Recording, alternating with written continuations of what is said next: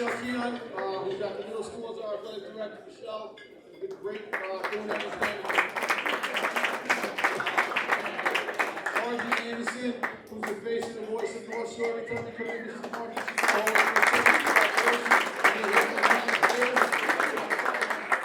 Mike Gonzalez, our athletic trainer, who was, people don't realize how much time and effort he put in to get guys on the field, starting with our 18-year-old program running through June. He was a Superman this year. Mike Gonzalez, big thank you to him. Our athletic coaching club that helps sponsor this thing, that sponsors scholarships, we do so much for our athletes. Thank you to all the coaching club members.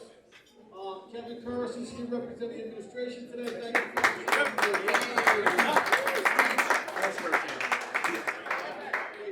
Usually at this time I'll talk about our academics and all the different things we did, and hearing a lot of talk what the parents want to hear. Okay, but I'm just going to tell you, you can go home and tell your mom and dad because they're not here that much.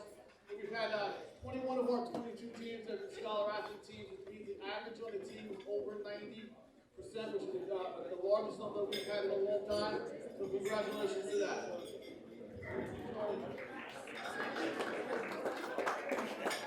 Now, kids, the student athletes, I'm going to give this just to you. Just to the student athletes here.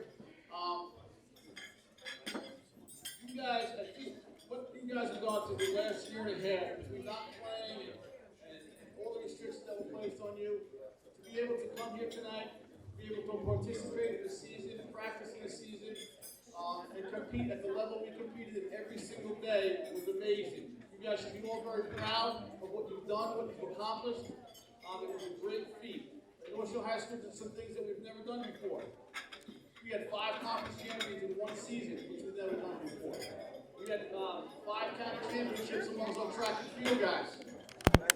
We played a county championship in football at our home site, which has never been done before, and which probably will never be done again.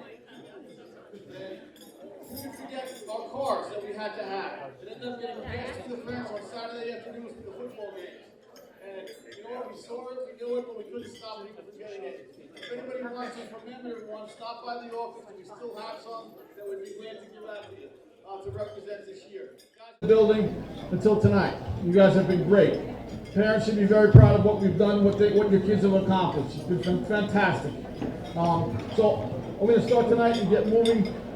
Pretty much go right through the night and get you out here at a decent hour. The first person I'd like to call up is Jim Anderson from the Nassau County Officials. Coach Gabrielle, you want to come up with him? I want to hand out a special award.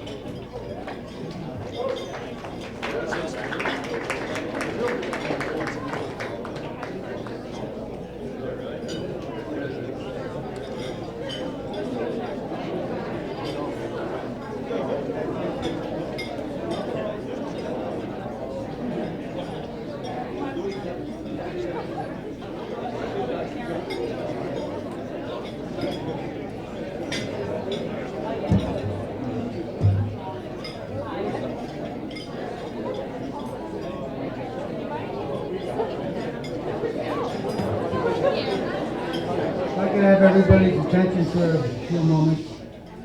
I'm Jim Anderson. I'm from the Long Island Association of Football Officials. We do games throughout Nassau County. Most of you may not even know this, but there are 56 public high schools in Nassau County, ranging from the free courts of the world all the way down to the county sport. The reason why I'm here is that we want to hand out an Unsung Hero Award. We started this in 1989, so it's been running for about 32 years according to my new math that I learned from my grandson.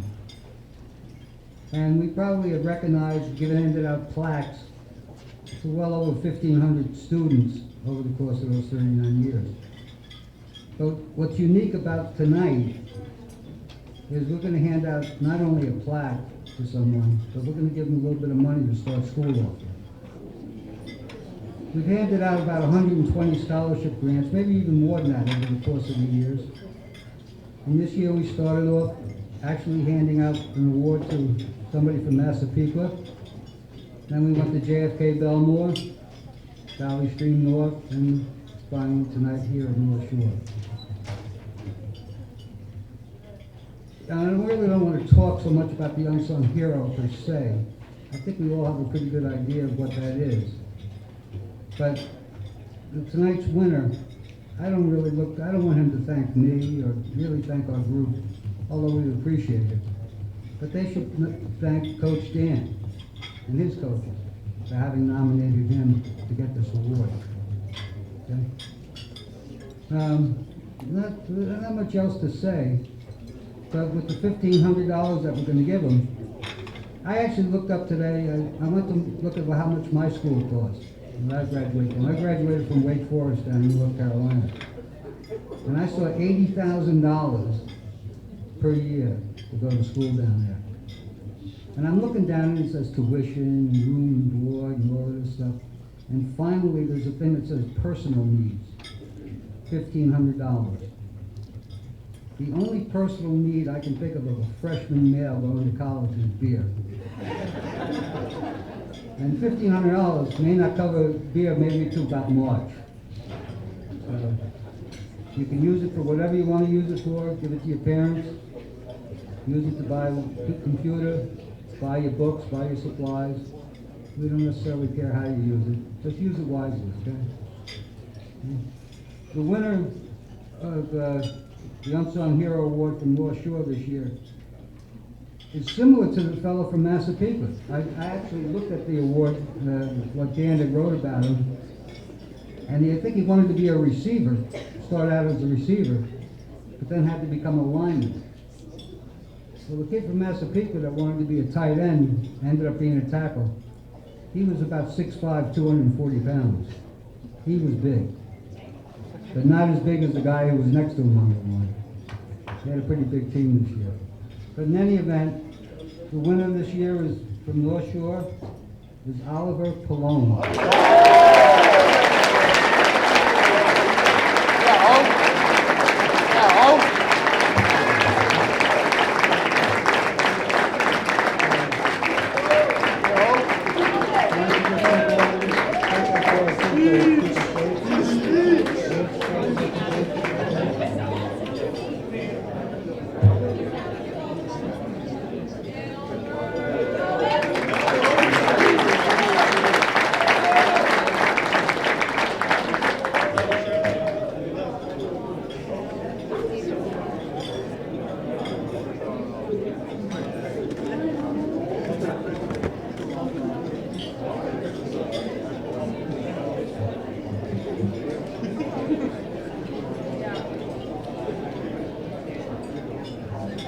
Each year, there's a John Reardon Memorial Award is given to in memory of former athletic director.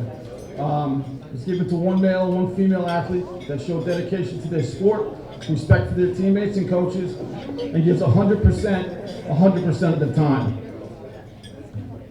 The two winners this year with a scholarship of $250 each is Luke Vaccaro and Francesca Carosa.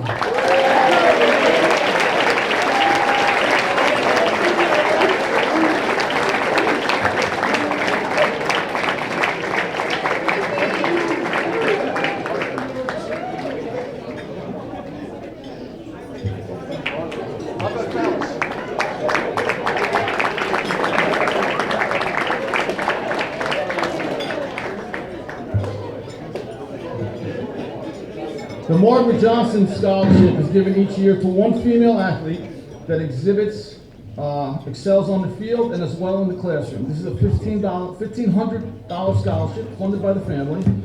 This year's winner is Juliana Graciosa.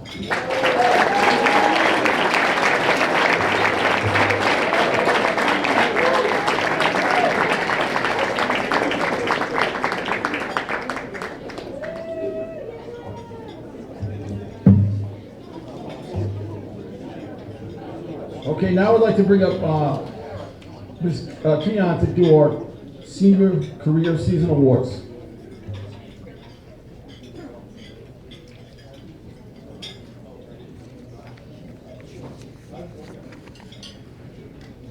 Good evening. Our Senior Career Season Awards, we're going to start with our 9 seasons with Michael Cristofari, Kaylin Gaynor. Come on up and receive your plaque. Philip LaRosa, Jack Ledden, Jack Levin, and Emma Morley.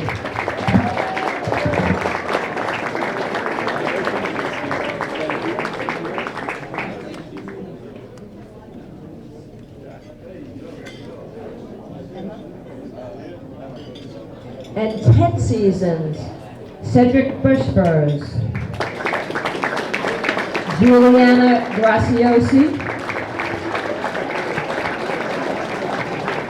Ezekiel Hurt, Kevin Larkin, Joseph Lehane, Haley Lehane, and Aidan Laporte.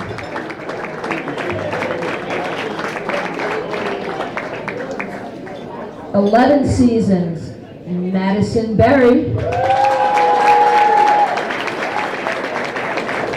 Carson Paradis,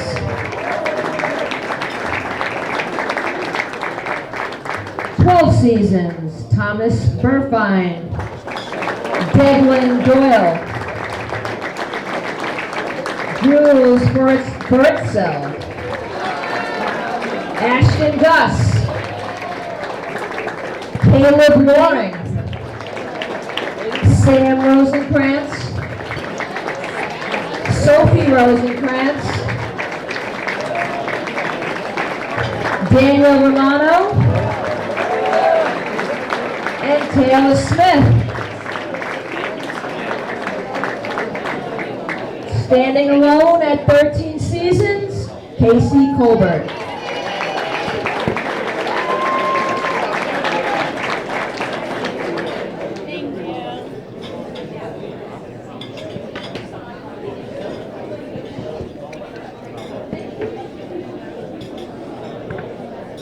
Now to start off our team recognition, I'd like to bring up Coach Levy to take care of cross country, winter track, and spring track.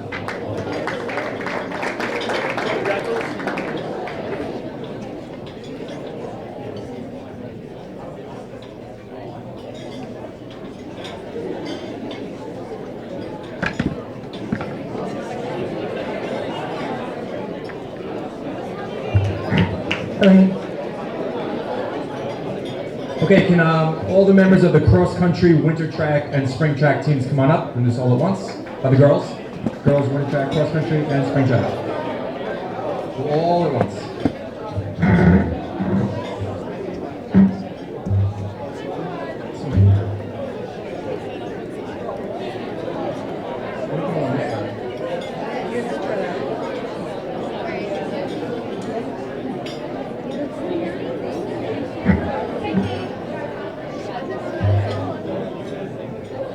Okay, we're gonna begin.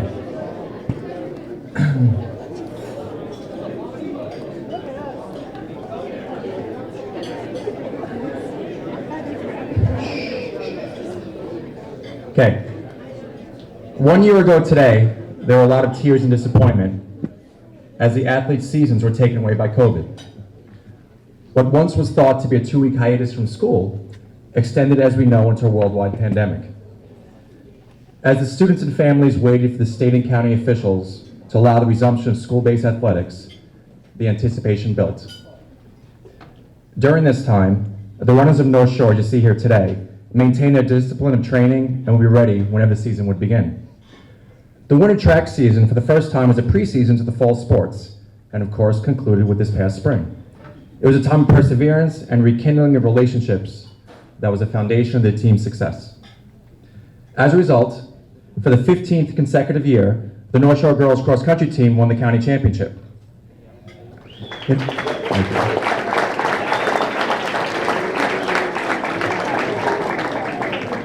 In addition, they extended their undefeated league schedule to 157 wins with 0 losses, which has now spanned well over a decade. They were the #1 team in Nassau County out of all 56 schools, and represented the jerseys they wore with pride as a constant flow of alumni would come to practice, cheer, and help inspire. The spring track team was equally impressive as they won by 21 points over the rest of the competition.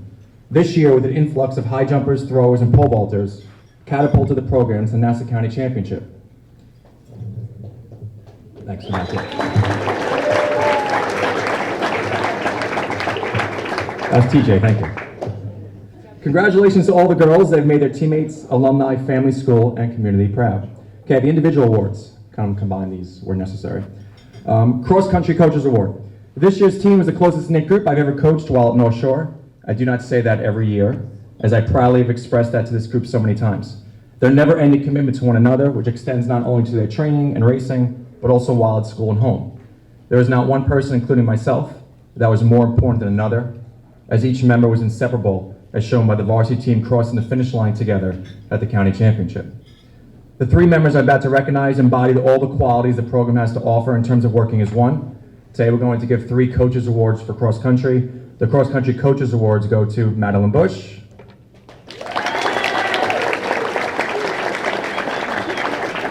Sarah Hoyle, and Sophia Marchioli.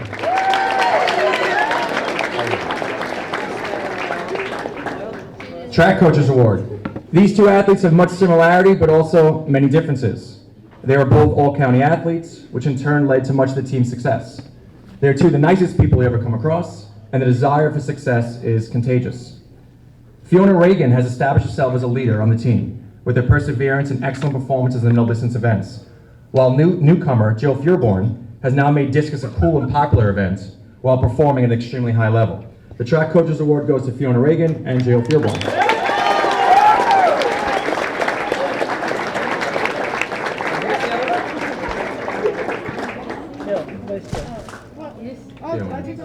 All right, they'll figure it out later. Okay, Track Most Improved.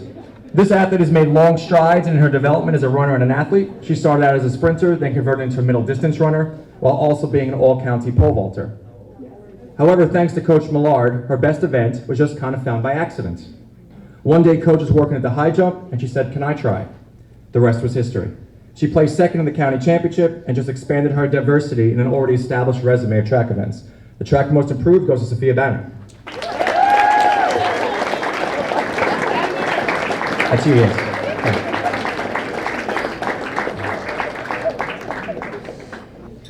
Okay, also Track Most Improved. The question I get most is who is the fastest girl on the team? I generally try to avoid that answer, and that everyone represents their own qualities rather than just pure speed. However, I will for once acknowledge that who is the fastest on the team in sprinting, as well as the best long jumper and best pole vaulter. She's a tremendous addition, not only that she's super talented, but also super motivated as well. The Track Most Improved goes to Sofia Demilio.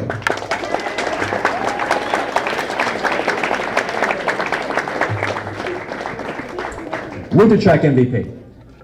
This athlete certainly did her homework, her running homework, during COVID. And despite a modified winter track season, she definitely stood out in everything she did.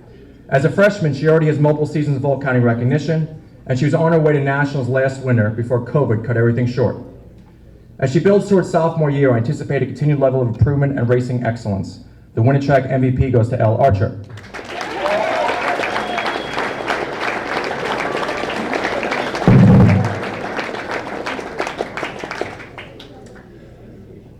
Springtrack MVP. During COVID, some of us picked up various hobbies, including cooking, gardening, painting, music, and some of us even grew a beard. That was funny, come on. No, nothing? I liked it. Nothing. No, I liked it. Oh, thanks, Ashley. Thanks. Okay, so sad now. Okay. This athlete took up running, and not in the traditional sense of just going out for a light jog, but started small and eventually a year later, after hundreds and hundreds of miles of running and cycling, has turned into a premier distance runner. She's a genuine opportunity to be on the wall of North Shore's Hall of Fame with the running elite, yet still carries herself with such modesty and poise. What the future holds, we'll see, but sometimes COVID stories have a happy ending, and this athlete may have just found it. The Springtrack MVP goes to Emma Nelson.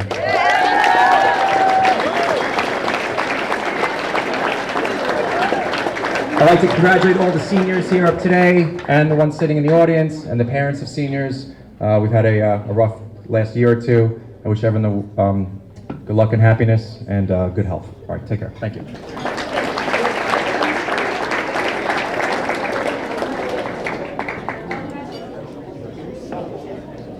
Girls, as you've done, you can go into the hallway and pick up your certificates and letters.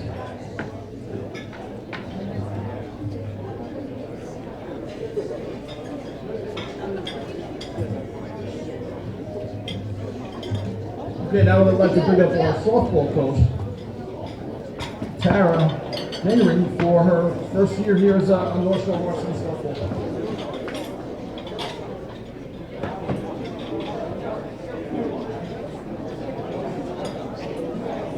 Can I ask that any of the varsity softball players come on up, please?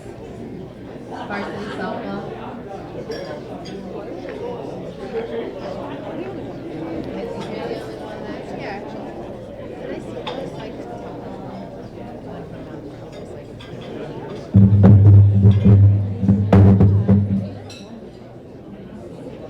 When Don had called me and asked me if I was taking on the varsity softball position at North Shore, I was really excited about it because I have already been the JV coach for 3 years prior, and I honestly couldn't have done it stepping into it without a little help from Lauren Gata. Thank you, I appreciate it. We talked a lot, we figured out what was going on and who we're bringing up and what we're doing. And my assistant coach, Nikki Patrici, she's not here tonight, but I just want to thank the North Shore staff for welcoming me to the varsity level. Everyone that I talked to out on the field, passing through, like everyone is just so nice, and I just want to thank you guys because I really appreciate that. Thank you, Don. And Marjorie for all your help.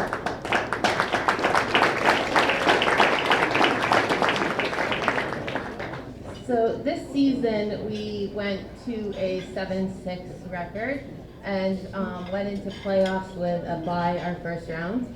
And I'm so proud of these girls. They took the conference and literally every game moving people around, not playing their normal positions, but really adjusting really well to the game and how we were playing it differently with Tony not doing it this year. So we did have an all-county softball player. Her name, Kate Conklin. She's not here, unfortunately. And we also did get 2 honorable mention softball players for all-county, and that would be Rebecca Lando.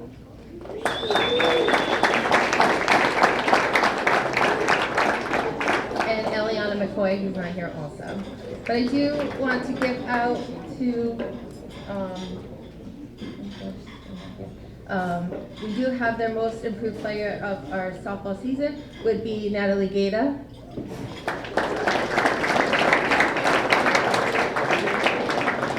Coach's award would go to Eliana McCoy.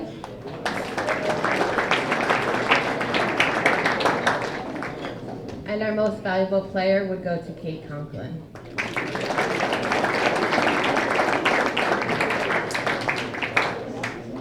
Thank you.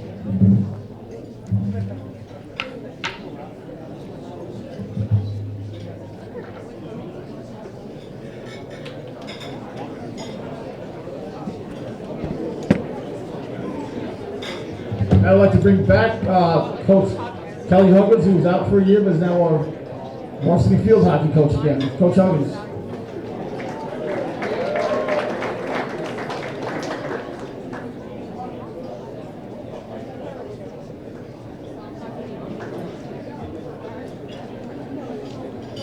Hi, I'm Emma Cole with the field hockey team.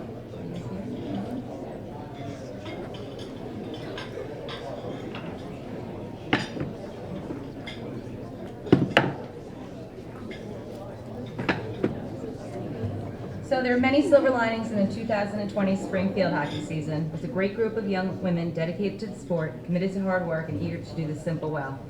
Early morning practices became a thing. Who was who was a constant question, with goggles and masks always on. And then it was team handball that I think it may have been what finally completely connected this group of young ladies. Combined as one unit, we practiced, competed, encouraged each other, whether playing a JV game or a varsity game. Their energy was positive, their ambition to learn was contagious. Overall, the team went 9-3 with 2 losses against Friends Academy and the 3rd loss in the final game of the season against Fort Washington after a double overtime. They came, they worked, they were committed, they supported, and they did the simple well. It was at that last game that they showed it off, they put it together, and they left it all out on the field. As a team, we wish all of our seniors, Demi, Carol, Sammy, Casey, Kaylin, and Mackenzie, the best of luck in the future, and we thank them for their commitment. As we succeeded as a team on the field, individual athletes were also noted for their success in the county. Emma Nelson was recognized as All-County.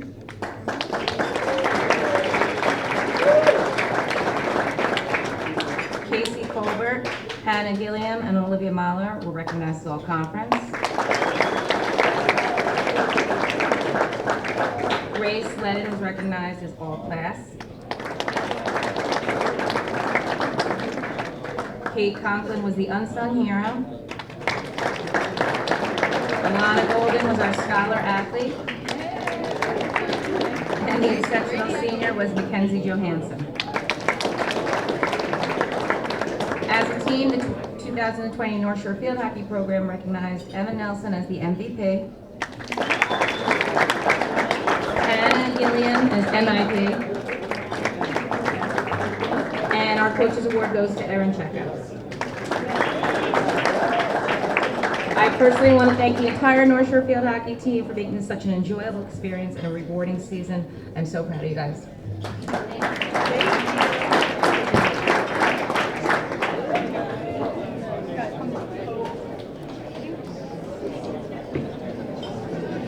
Now we're going to have Coach Ford, our varsity girls basketball coach.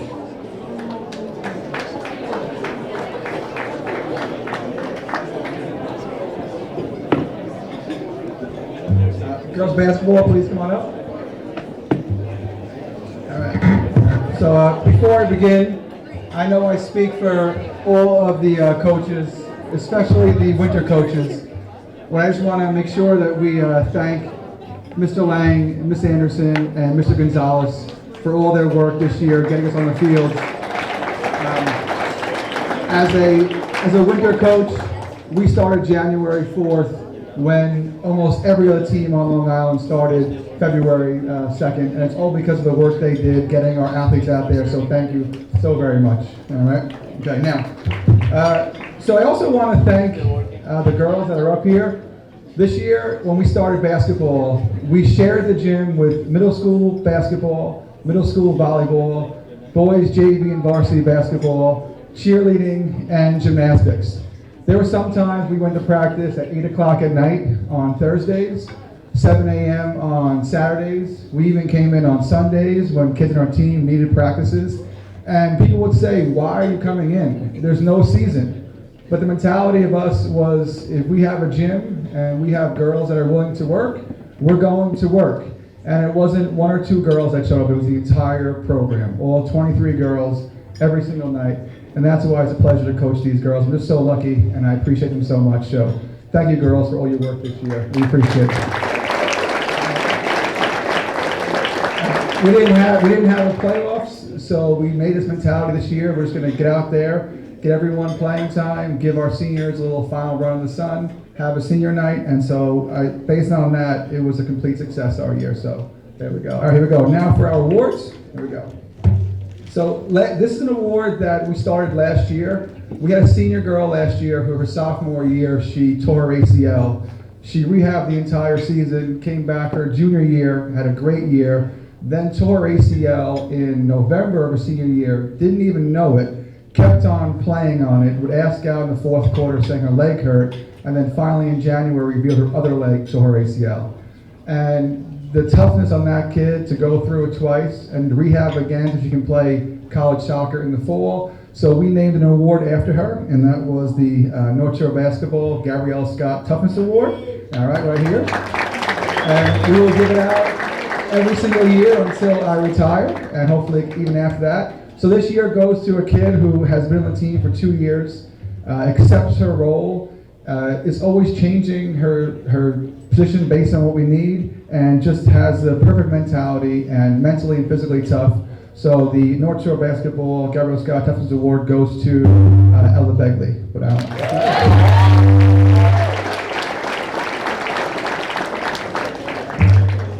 Our most improved player goes to a kid who is so skilled and has so much potential. She has the ability to take over games, and while this year she started out slowly, as the year progressed, she got better and better and better, and we expect huge things from her. So our most improved award goes to Ava Bartoli.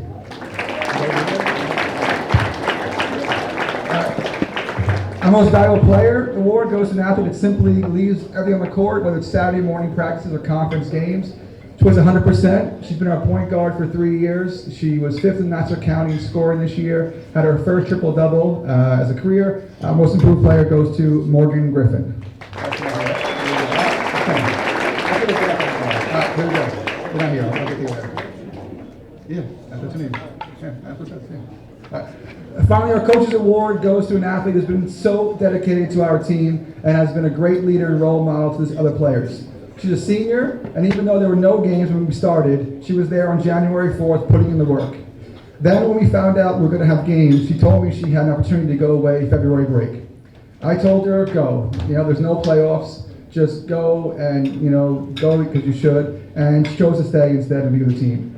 During February break, we had a Sunday morning game, and she fouled out very quickly in the game. And after the game, she was very upset. We had a talk, and we said, we have 1 week left to make the best of it.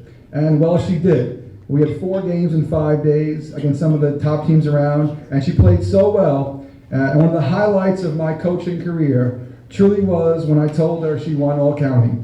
It was the most real and happy response that any player has ever had. She was so touched that the coaches of Nassau County recognized all she did for our team. We're going to miss her more than she will ever realize. Our 2021 Coaches Award goes to Casey Colbert.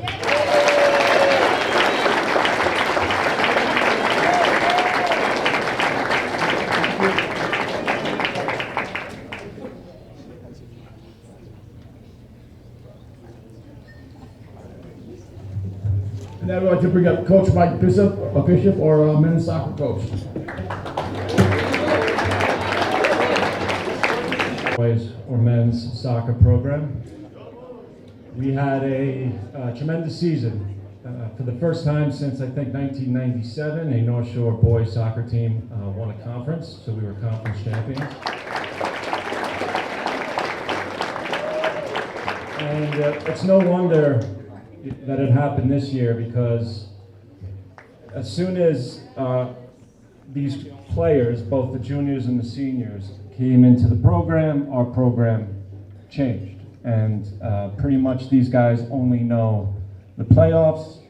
That's because they completely changed the culture of the program. So I want to thank the parents for raising such remarkable young men, and they're all pretty cool guys for the most part. So we didn't really have an opportunity to recognize all conference and all county players, so I'm going to take a second to do that.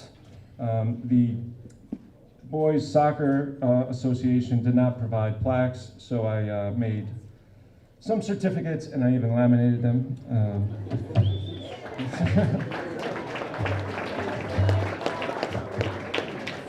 If you've never used a lamination machine, it's quite satisfying.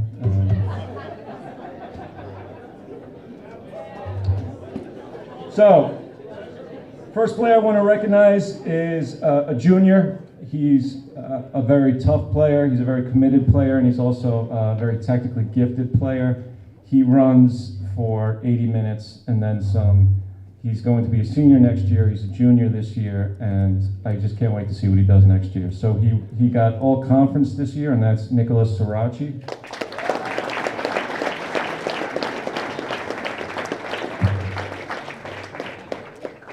This senior has been with the soccer program for 4 years. He's one of those players who's changed our fortunes.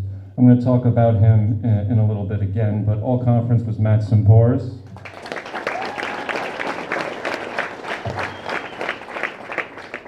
Another junior who's a tremendous player, very technical. I think he has the highest soccer IQ on the field. He sees things before they develop. And again, he's going to be a big part of this team next year, Mateo Kanakaris.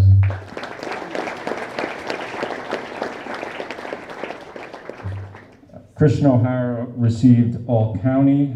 Nick Frazier received All County Honorable Mention. And Vasilis Ganasoulis received All Conference as well. So now for the awards for this dinner. I know it sounds a bit cliche, but it really is difficult with this team to pick a most valuable player, a most improved player, a coach's award. There are so many guys up here who I could have given awards to, so I feel almost guilty because I want to publicly recognize so many of these guys. But I decided to just have 2 coaches award and 1 most valuable player award, and they're all equally the most valuable players, and they're all equally as dedicated to soccer and this team. So my first coach's award goes to a senior who loved the game of soccer, was so dedicated each game. When he got hurt, he never wanted to come out, and that's Dean Caldwell.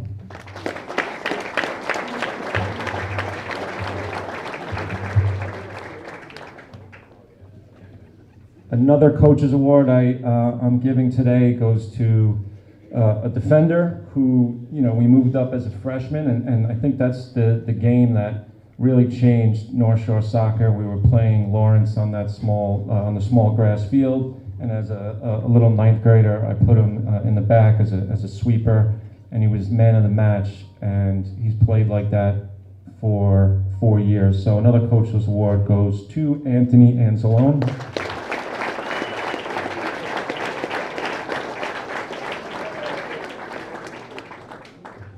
And my most valuable player this year is another guy who's been with the program for a long time. I wanted to give him the recognition he deserves because he's never missed a practice, never came late to a practice, so dedicated. And this year it was a real joy to watch. He played a kind of midfield fullback position, and he was so dedicated and talented. Multiple coaches would come after me after the game and say, wow, that kid is extremely fast, and I want to recognize him as the great player and great person that he is, and that is Matthew Simboris.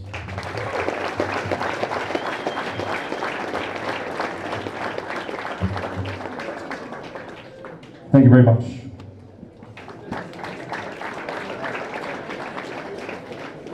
Guys, head to the hallway for your certificates and letters, please.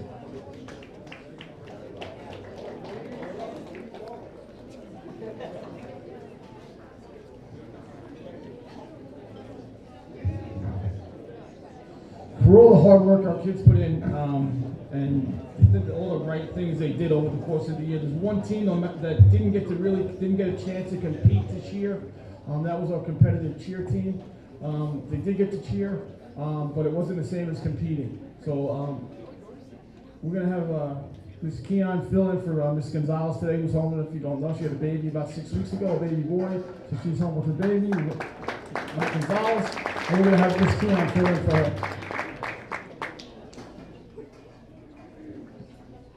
Okay, at this time I'd like to call up the girls. Trinity Chisholm, Marissa DeSimone, Gabby DiTrapani, Jill Fariborn, Julia Fariborn, Nicolette Fidelos, Samantha Frank, Isabella Freeman, Faith Glazarev, Morgan Klein, Jennifer Malara Lopez, Raquel Morello, Deanna Pepe, and Ava Vaccaro. Faith, I knew you were around here somewhere, girl. All right.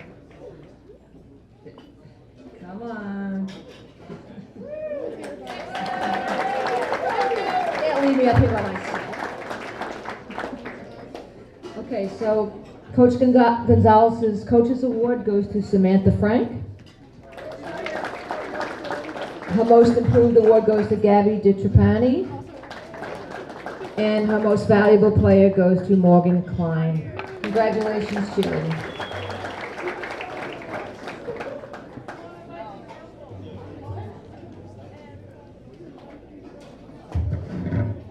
Now I'd like to bring up our gymnastics coaches, Coach Melissa Vasallo and Cassandra Amaya.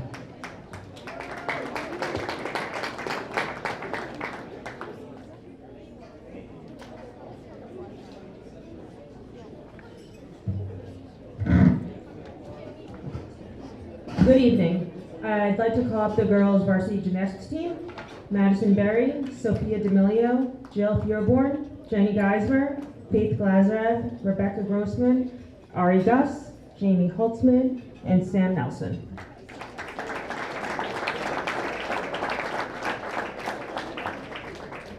So obviously, I don't have to say it, but what a year. This year's team was so fortunate to have a season and a full COVID one at that. A normal season is difficult enough in a sport like gymnastics. Gaining required skills after gyms have been shut down for months, learning and mastering routines, and having confidence to perform is not easy. This team got it together in literally 2 weeks. Any group would not have the determination to work as hard as these athletes did, and I am so happy to have been able to share the wackiest of seasons with them. Because our meets were all virtual, we did not end the season with wins or losses. We did, however, have some of the highest individual achievement scores, a high team score of 152.6, 2 all-county achievements, and 5 all-conference achievements. For a small team, that's pretty good. And Coach Amaya will present the individual awards. Thank you.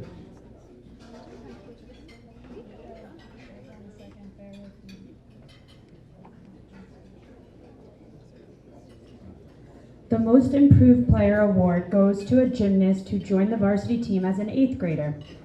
Her natural ability and passion for the sport were evident right away, and over the past 3 years, she's grown exponentially. Even during a chaotic year and an extremely abridged season, she's able to improve, especially on the vault and the balance beam, previously her 2 less favored events. Despite injuries, her hardworking attitude, passion, and patience helped her achieve consistent success as an all-around competitor. We're so happy that we get to have her on our team for 2 more years, and we know that she's going to continue to improve. This year's Most Improved Player Award goes to Sofia Demilio.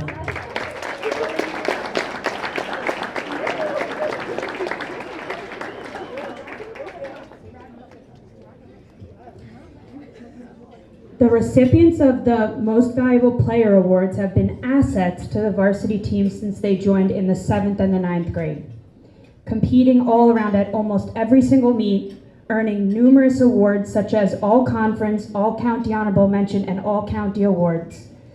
This season they served as co-captains, but they've been leaders and role models to their teammates for much longer. In fact, it's almost impossible to imagine a team without them on it. They're the kind of gymnasts who make a coach's job easy, enjoyable. They're going to be greatly missed by everybody. This year, the Most Valuable Player Award goes to Madison Berry and Jamie Holtzman.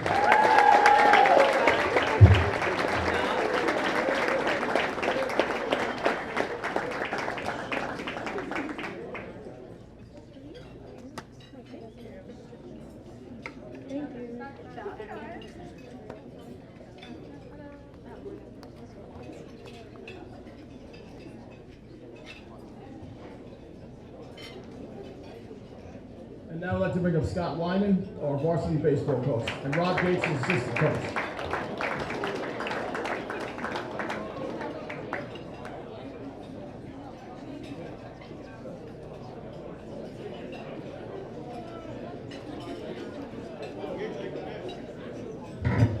Good evening. I'd like to call up the varsity baseball team, please.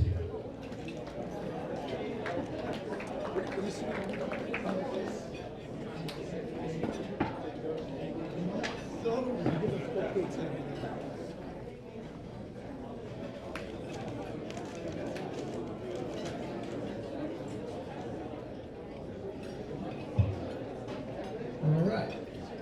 I would like to start by thanking Mr. Don Lang, Mrs. Margie Anderson, and Mr. Pete Wass for all their assistance and guidance throughout the year. I would like to thank my assistant coach, Rob Gates, and my JV coach, Ryan Berglin, for all the time and effort they give to the North Shore Baseball program. Special thanks to Mr. Mike Gonzalez for keeping our athletes healthy. And finally, want to thank all the parents for the support they have given the baseball team throughout the season. We were all very disappointed when the season was canceled last year. Immediately, we started looking towards the future and preparing for the 2021 season. Most of these players played on the same team during the summer and fall. They attended our winter workouts, which included strength training, arm care exercises, and hitting drills. This helped the team bond and build a sense of unity that benefited them this spring. The spring season was a little different and was not ideal. The boys showed great character and worked extremely hard and demonstrated a lot of resilience. We finished the regular season with a 10-6 record. 5 of those games were decided by 1 run, and we came from behind 6 times to win some of those games. I am very proud of the way we competed in every game, and it was a huge accomplishment to make it to the semifinals against Plano. I would like to congratulate some of our players that received awards from the Nassau County Baseball Coaches Association. Honorable mention, All League, was awarded to senior Matt Rosen.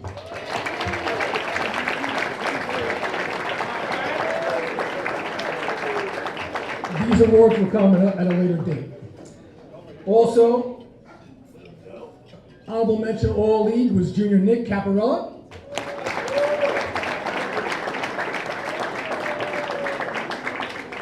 All Conference was awarded to senior Chris Bartlett.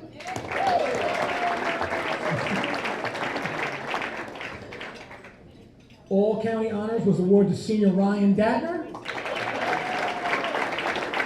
And also All County Honors were to senior Luke Vaccaro.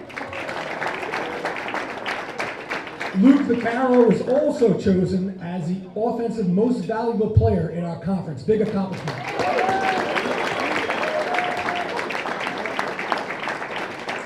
Now for the North Shore Awards. Most Improved goes to a senior who batted .490 and had 21 RBIs. Both stats were second best on our team. But it was his leadership qualities that made the biggest impact on our team. He was always positive and encouraged his teammates to play their best. Most Improved goes to Ryan Datner.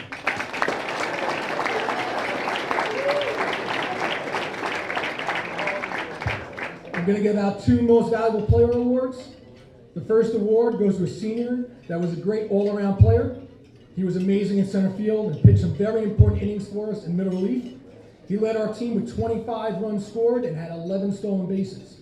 He'll be playing baseball at SUNY Maritime in the fall. Chris Bartlett.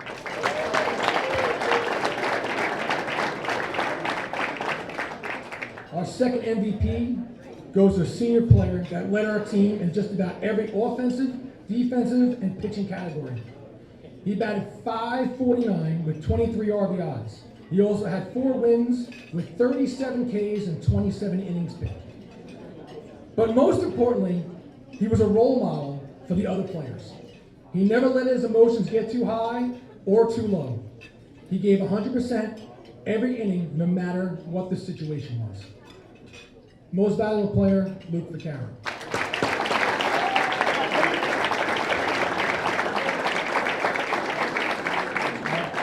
I just want to wish all the seniors the best of luck in the future. We'll miss you.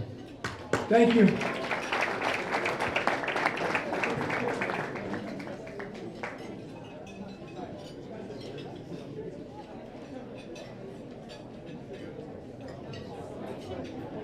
Okay, now we're going to jump back into our fall season with Coach Arcavelli, our volleyball coach.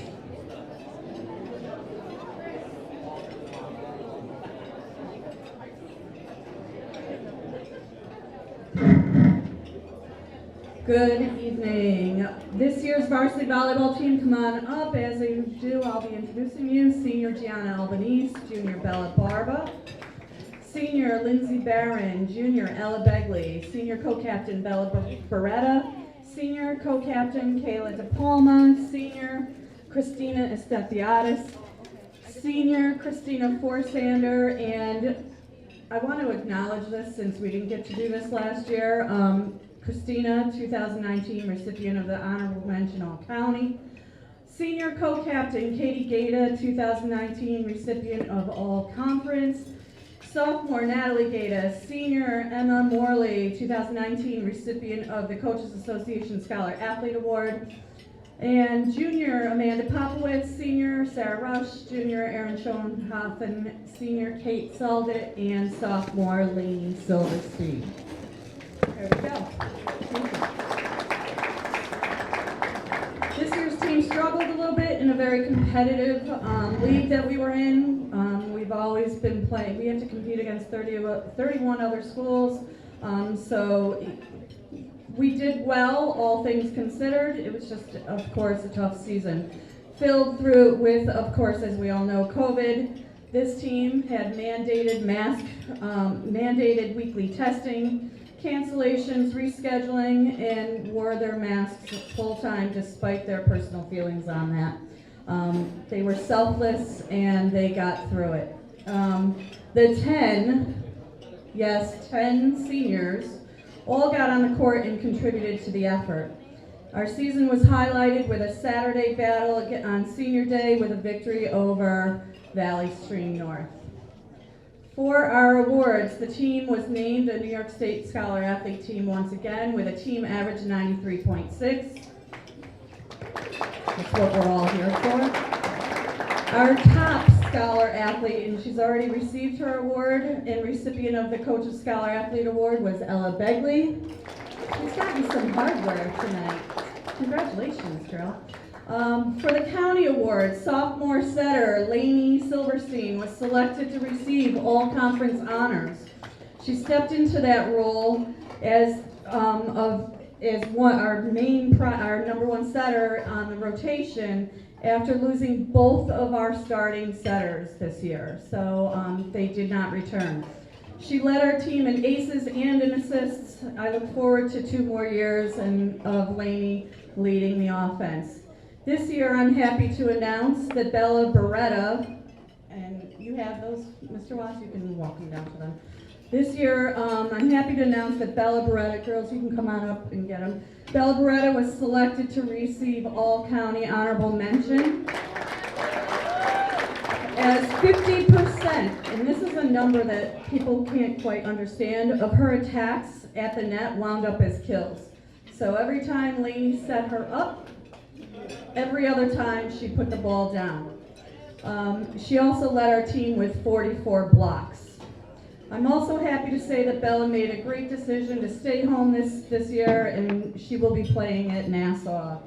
Next Wednesday, she'll be signing her letter of intent. Congrats, Bella.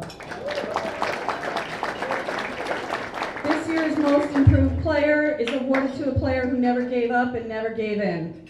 Went to a crazy number of camps, played club. She got better at the game that she loves. It paid off with making the team and earning her way onto the court. This year's most improved player is Emma Morley. Congrats, Emma. For the Coaches Award, we selected a player with seemingly the biggest heart. We could count on her to have a reliable game and put the ball down when she got the ball her way. But we could also count on her to be my liaison with the team. Throughout the closure last year and this year, we could count on Kayla DePalma to keep the team together. She was the gel, and we took her role as captain very seriously. I'm like getting a little bit clumped here. All right. Congrats, Kay. For our most valuable player, we selected a player who never came off the court. Why? Because we could count on her to do the intangible things that on the court that statistics don't always show. She could jump serve, she could spike, however, she could also dive to the floor, get the ball up that was supposed to hit the floor because somebody else wasn't doing their job. She could pick up the tipped ball that fell over into the hole. They know what the hole is, I hope. And she was a steady, level-headed leader on the court who picked up her teammates and spirits. This year's most valuable player is our voice and our captain, Katie Gata. Congratulations, Katie. Congratulations to all 10 seniors as you move on. You'll be missed.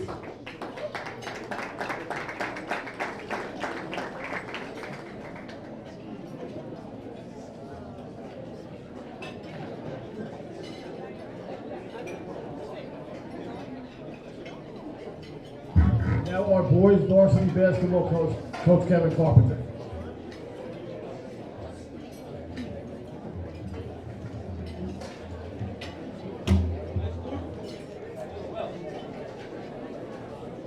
Come on up, guys.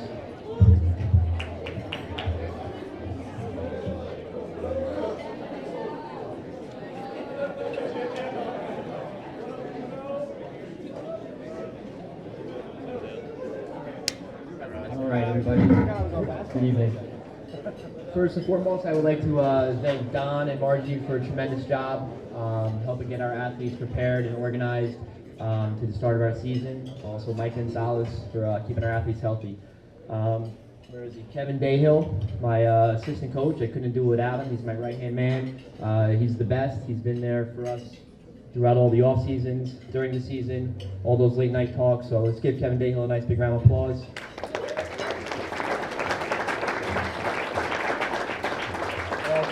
I also want to recognize Ryan Bergen, our JV coach. He's done a tremendous job getting our guys developed and ready to play at this level. This year, the boys basketball team was comprised of 10 players, 3 seniors, 4 juniors, 2 sophomores, and 1 freshman. It was a challenging year to say the least, but this team bought in from the moment we had the opportunity to hit the floor. The Vikings finished with an overall record of 6-2. We started off with 6 straight wins and ended with a battle versus Locust Valley at home. And then we went on the road to do a makeup game versus Plainview. We lost to them they were a seasoned, senior-led Plainview team. They were tremendous, and our guys really just had a great year overall. We finished in 2nd place in our league, and I'm really proud of the effort, consistency, and mental fortitude the boys have displayed from start to finish.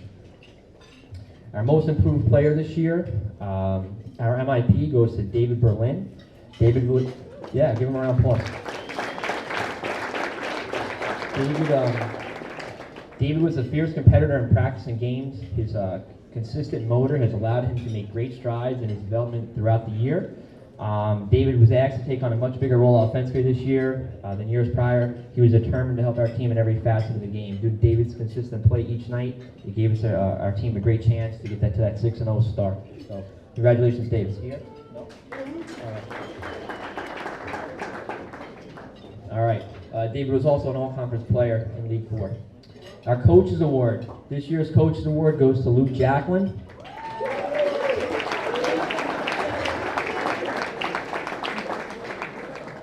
Luke has always felt like an extension of the coaching staff from day one. His leadership on the court and calmness were key characteristics that kept our team poised.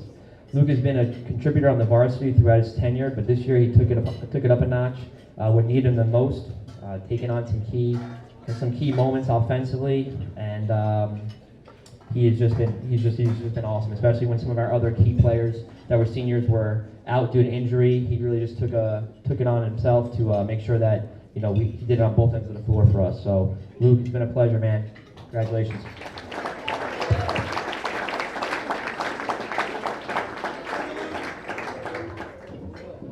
All right, our MVP. Our MVP this year goes to Phil LaRosa.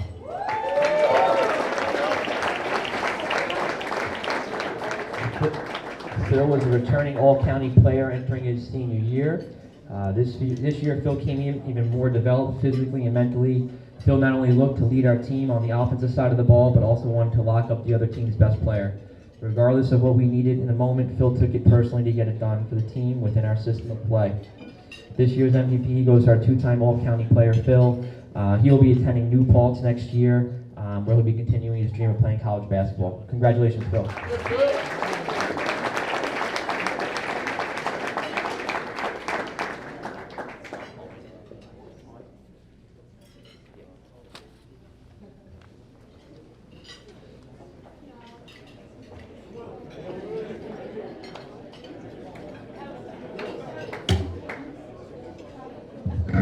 Each year, the Athletic Booster Club sponsors what's called the Todd Heimer Awards, Scholarship Awards. And Todd is a graduate of North Shore High School, a member of the Hall of Fame, played professional baseball with the Cleveland Indians, and was the executive director of Nassau County Athletics up until he passed about 7 or 8 years ago.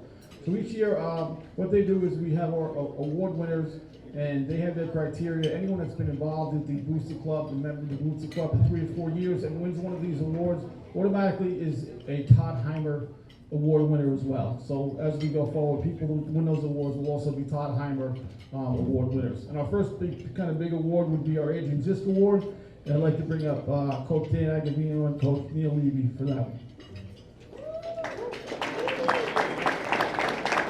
Over the past 20 years, I've had the privilege to present on multiple occasions the 3 other major awards: Outstanding Athlete, Scholar Athlete, Coaches Award, and now the Adrian Zisk Award.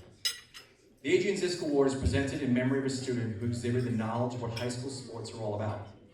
The winner should epitomize the term student athlete, enthusiasm, dedication, hard work, and exemplify Viking pride. I've known Kelly Lahane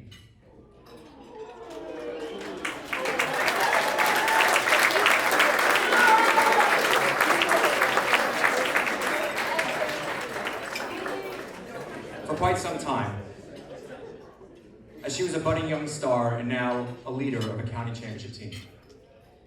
Kaylee is my biggest critic, yet my biggest ally, which has only made ours and the team's connection stronger each year. Kaylee is the ultimate performer, and despite her foot being run over by a car her sophomore year, by her sister,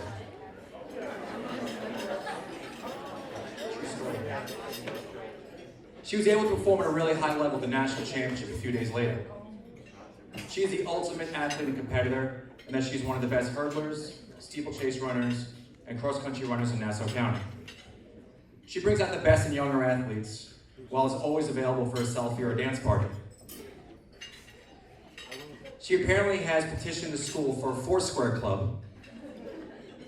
Oh, you, Dr. K. In which you'll always see her spending half the day playing in the courtyard. Kaylee has challenged me to bring out the best in me, as I've hopefully done the same for her. She's an invaluable asset to this program and has the greatest supportive family one could hope for.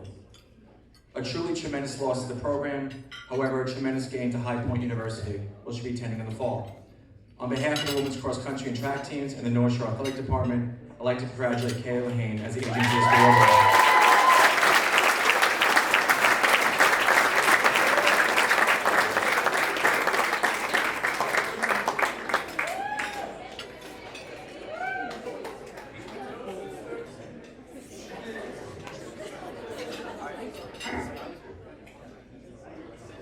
Good evening. The Adrian Zisk Award is presented annually in memory of a student who exhibited all the positive traits that high school sports are all about. The winner needs to be a true student athlete that demonstrates enthusiasm, dedication, hard work, and exemplifies Viking pride. This year's winner displayed all the characteristics required to win the award and then some. This young man excels in 3 sports: wrestling, track and field, and most importantly, football. This season, we knew we would be able to rely on him to be a leader both on and off the field. He surpassed the coach's expectations by not only becoming a starter on offense and defense, but earned all-county honors from the Nassau County High School Football Coaches Association. He was a pleasure to coach and was always willing to help a teammate. When times would get tough, his smile and positive attitude helped us get through.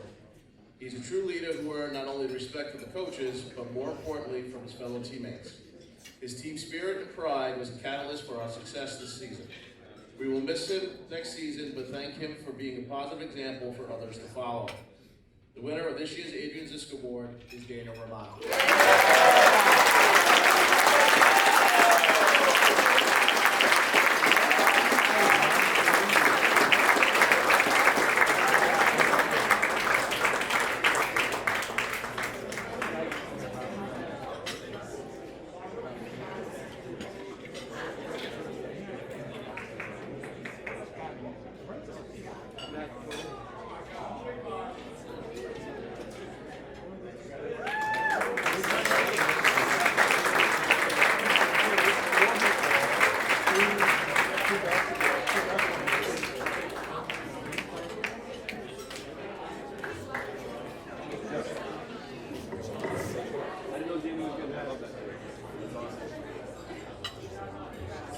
On Friday, I had the pleasure of presenting the Judith Martins Award. This award is given to an administrative assistant in Nassau County who has gone above and beyond their duties to support the athletic program, athletes, and its coaches. This award is given by the Nassau County chapter of the New York State Athletic Associations. It's my honor to give this award to Margie Anderson.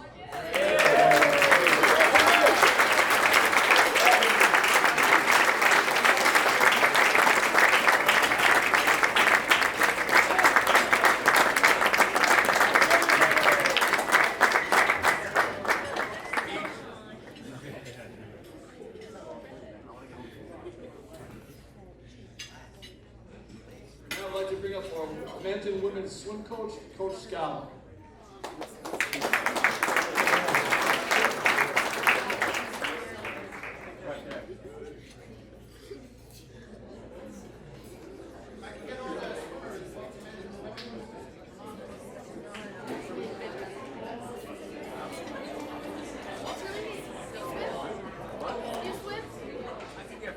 How many go underwater?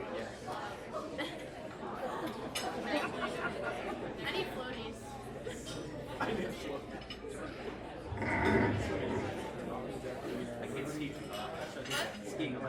Good evening. So I have the pleasure of coaching both the men and the women's swim teams, and both had really successful seasons. So I wanted to recognize you guys. And not only were we successful in the pool, but just like the fun that we have. I think it's an important thing as an athlete to enjoy what you're doing, and that's what we're trying to develop here. Not only talent, performance, but enthusiasm for the sport. I wanted to start with the men. Usually I do the women's first, but this year we were switched in our order. So I want to start talking about the men. We had 18 young men on the team, 4 8th graders, 7 sophomores, and 7 seniors. So it was kind of like a weird mix. We were diverse in age, we were diverse in our experience. Like some kids were just starting out, others had been swimming for quite a while. But what makes me proud about this is that they really come together as a team, and it's just one fun group. So thank you guys for always working together, seniors and 8th graders. It's just, there were no boundaries with them. They just were a team. And that's a particular tribute to the seniors. So I just wanted to mention the seniors that are here. Robbie Brown is a senior, Jacklin Doyle, Ethan Collada, Nicholas Melee, Andrew Saradakis, Ethan Snyder, and Richie Sun are 7 seniors. So good luck in college.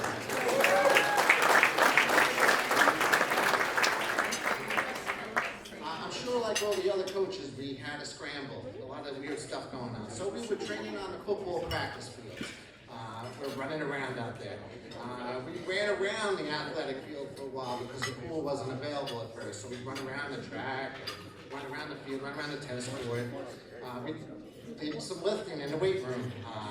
We did sprints on the turf. I know the football team, that's a turf, but we sprinted from the 50-yard line to the end zone, scored, everything all like that. We played turf touch football. We played we played soccer on the turf. We hit the weight room, we hit the wrestling room, so our wrestling coach, we didn't have our shoes on. We took our shoes off. We played dodgeball in the wrestling room. We even watched swim videos, before the season started. I'm sending out swim videos on the classroom. So I'm gonna watch some of the swimmers. And did you guys see the Olympic trials? It was awesome. Yes, watch the Olympics this summer. Go swimming. All right. I even sent them stretch videos so they could stretch before the season. So we did a lot of stuff. And these men were always flexible, always willing to try new things. When it came to the actual meets, they were willing to swim whatever it is I asked them to do, 50, 100, 200. They swam all the strokes. They swam the individual medley. Almost every boy on the team swam the 100 fly. Coach can't swim the 100 fly at this point in his life. But almost every boy on the team swam 100 fly. 500 free. I got kids second year on the team swimming 20 laps. So I was really proud of the effort that they would just try anything and support the team. Team accomplishments, we were 5-2 in our dual meet season. The only losses we had were 2 virtual meets. And I think if we could have had those meets in person, we might have had a different result, because I know these guys would step up. 70% of the times the division championships were personal bests, and this was only 6 weeks of training that we were able to do that. We set team records in all 3 relays and counties, and our team was continually recognized by opposing coaches and referees as being always organized and always having a lot of spirit. So awesome, man. Okay. Individually, we had all conference swimmers: Richie Sun, Robert Brown, Nick Melee, Declan Doyle, Andrew Saradakis, Peter Zhao, and John Staling.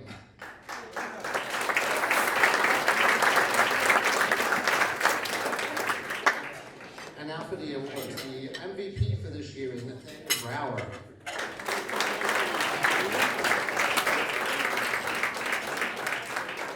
Nathaniel swims freestyle, individual medley, and all the strokes. He swam the 500 pretty much in every meet this year, and he only was beaten once throughout the whole season in the 500 free. So as a sophomore, I'm really excited to see what we can get going. He basically set the standard for our team in the meets, and he was a leader in practice as a young man. Like his effort in practice, his performance in practice encouraged other people to follow. Our most improved this year is an 8th grader. His name is Benito Di Giuseppe, and Benito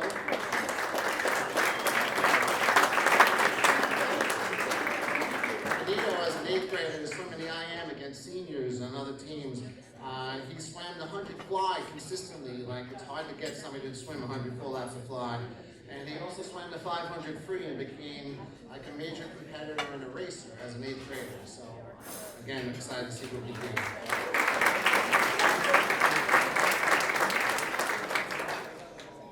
And I have one more award, but before I do, I just wanted to mention that we have some of our winners from last season here, and I know we didn't really get to recognize them last year. So last year's MVP was Robbie Brown. Last year also we had Coach's Award, Andrew Saradakis. And John Staley is here tonight. John was our most improved swimmer last year.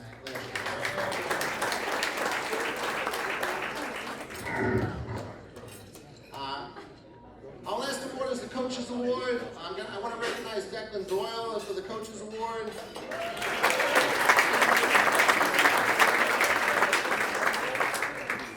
So Jacklin, I think, might have been swimming on the team before I arrived. This is my 3rd year, but in the years that he's been here and I've been here, just had marked improvement and just getting better every year. And he's going to swim in college, and I know he's going to be awesome. I feel like we could have had a longer season this year. I could have done so much more, but I'm really excited to see what he's going to do when he swims in college. I think he's also going to run track in college, so good luck to him.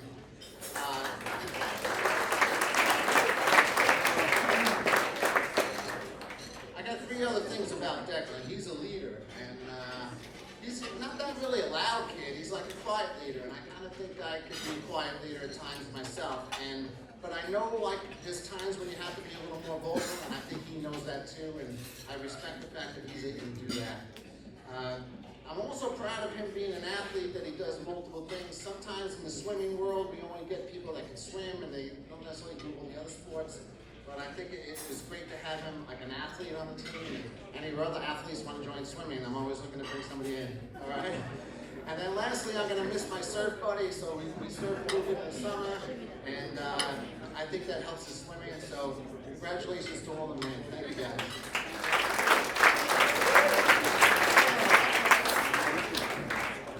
All right, I'm trying to bring it. Okay, with the women's swim team. We had a small team, only 14 swimmers. We lost quite a few swimmers last year. Some swimmers graduated, some swimmers just chose not to join us this season. But 14 is a small team. But I guess there's a benefit of the smallness that they were pretty tight, that they hung together very well. And I don't want to cry now, but they made me cry at one point this season, and I'll tell you why later. Okay. But there's many ways that happened. The 200 free relay I want to recognize, they broke the Viking record, so Kira Denley, Polly Accola, Julia Capitelli, and Rebecca Rush set the team record in the 200 free. Rebecca Rush also set the 53 record this year, so she's a sophomore. We can do more things in the future. This team has a bunch of leaders, and they're leaders in sportsmanship. At the meets, they were cheering each other, they were cheering the other team. It was really nice to see that they had respect they had for everybody that was in there. And let's get to the point about why I was crying. We had our final meet of the season was against Hicksville. We were undefeated going into the meet against Hicksville. Last year we were conference champions. This year, with like 10 less swimmers than last year, we were competing for the conference championship. So we were out-talented, but we were not out-willed or over-willed. And we came within a relay place of being undefeated and consecutive conference champions. So we didn't quite get it this year, but with 10 less swimmers than last year, it was an awesome accomplishment.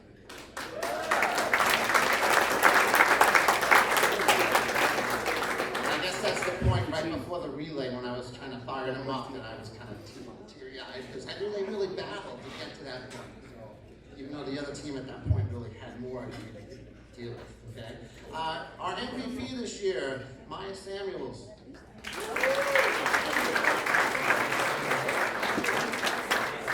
Maya's in 8th grade. She's going to be in high school next year. She was a county qualifier in individual events, both the 200 IM and the 100 fly. She holds 3 team records as an 8th grader. And she basically presented me each meet with a 100 fly, 500 meet dilemma. Those are the 2 hardest events. Unfortunately, they're relatively close in time, so you can't really swim both and do well. So I had to like always try to pick which one of the hardest events I was gonna give her, and she pretty much swam them every week. So thank you.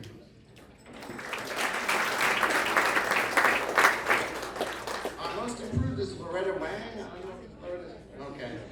Loretta's in her 2nd year. She swam mostly backstroke this year. She did some IM, but she never gave up. She wasn't necessarily the most talented kid that I brought onto the team last year, but her trajectory is high, and she just was always really working hard, and she became like a kid that was like really just kind of on the outside last year to a kid that was actually scoring points this year. And then lastly, for our coaches board, I'd like to recognize Julia Capitelli.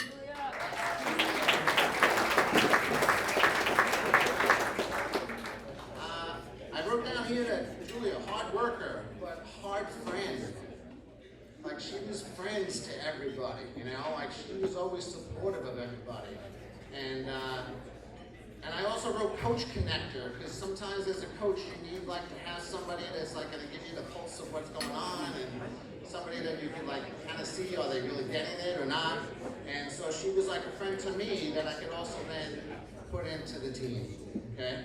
She put herself out there in every practice. She was always the first one in the pool, and at every meet she was always working the best she could. She would have done even better at counties, but I think she doesn't feeling well at counties, but she still swam it. She didn't complain to me. She just went out there and swam it.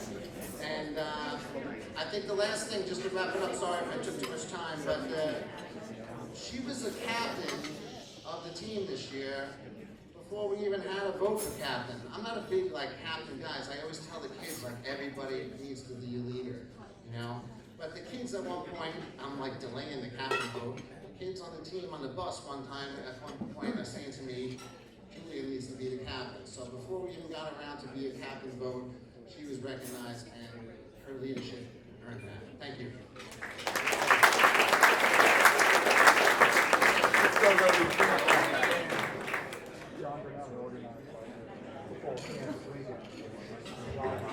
Guys, this is public players and play. Now I'd like to bring up our 2 bowling coaches, Coach Brian Clone and Coach Brian Rodahan.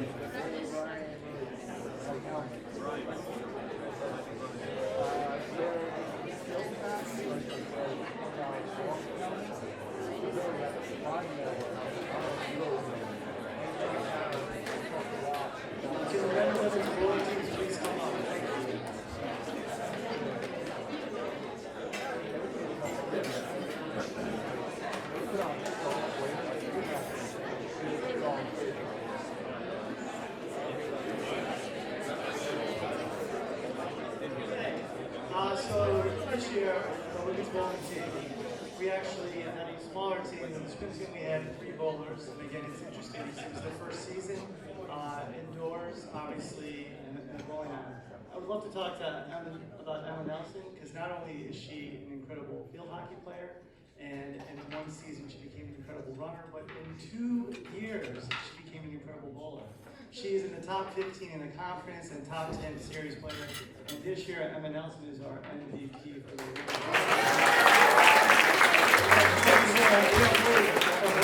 To compete again next year for the women's bowling team.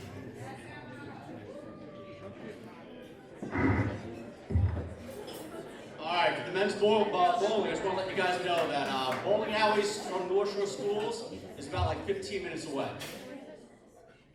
That's with no traffic. And yet our team made the playoffs for the first time in I don't know how long. I'm really impressed with the abilities of these guys over here and what they were able to do. In the playoffs, they competed and got 7th place. which is amazing. Round of applause for that.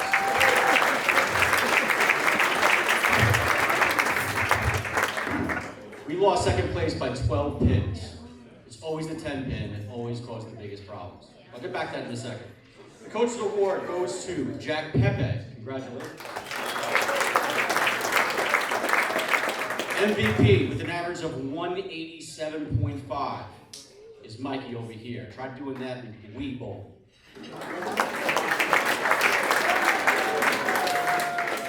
Last but not least, as a bowler, you always leave one pin behind. Thank you. And that pin is the 10 pin. And if you know that, you'll know that, it's one of the hardest pins to get. Well, I got it.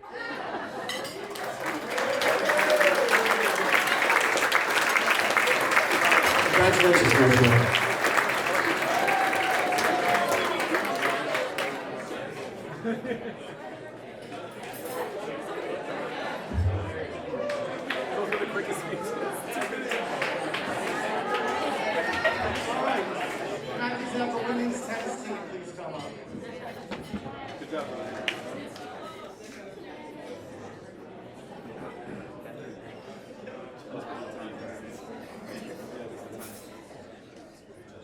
So this group of ladies, typically the women's season it starts in August, and it's about 90 degrees outside, and it gets a little bit cooler until about 70. This year we started the first week in March, and it was 25 degrees outside, and there is no rule of how cold it can be as long as it's not raining or snowing for that matter.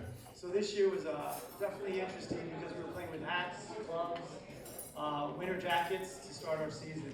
But these young ladies had an incredible season. We were conference champions in Conference 2, so please give them a round of applause.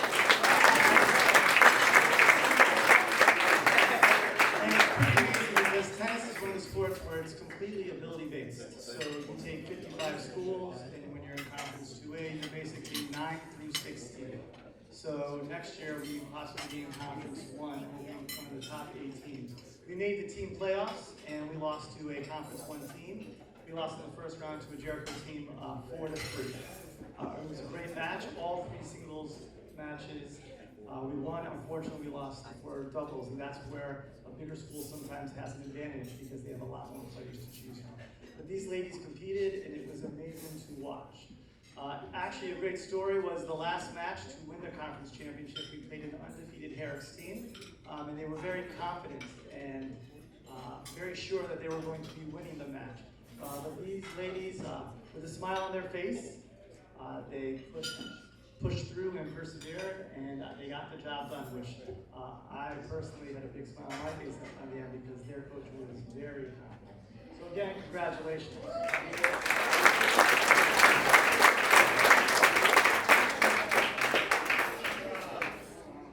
This year I have 2 most improved players, and they are Rebecca Lando and Kate Salerno.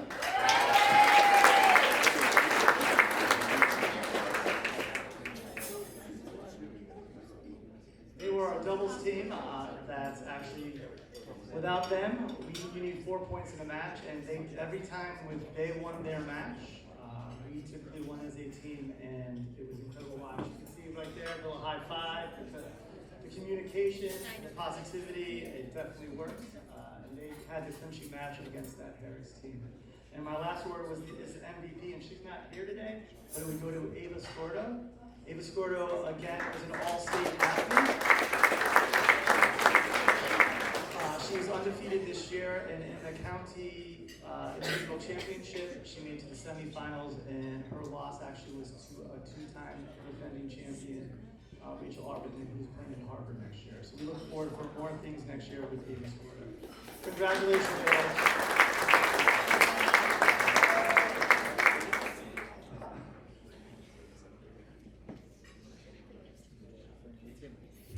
And the men's please come on.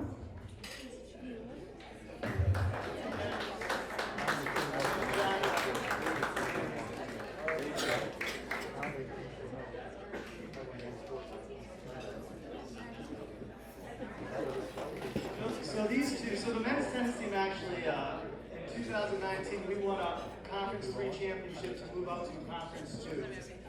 This year, our record was 3-4, and which is actually, believe it or not, an incredible record from the standpoint that the 2 teams that made it to the team championship, they took down 2 Conference 1 teams, which was never done before. So our conference is actually just as tough as Conference 1.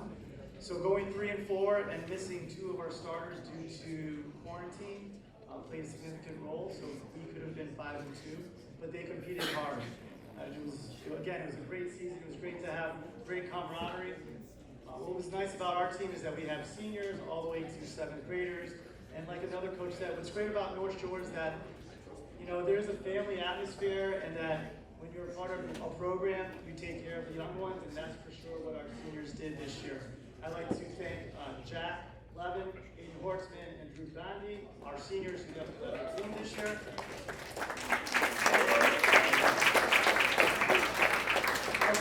Our most improved players this year were Jack Levin and Aidan Hortzman.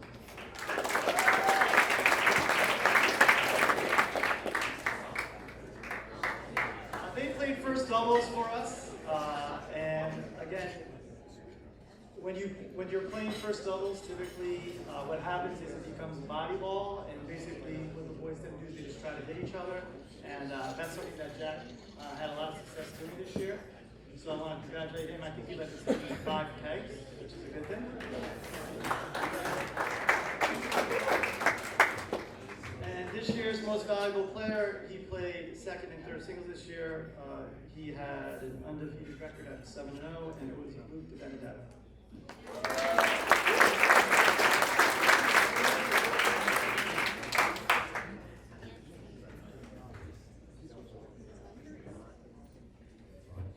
Now I'd like to welcome back with us, back to the program, Mr. Tim Shea, our men's golf team.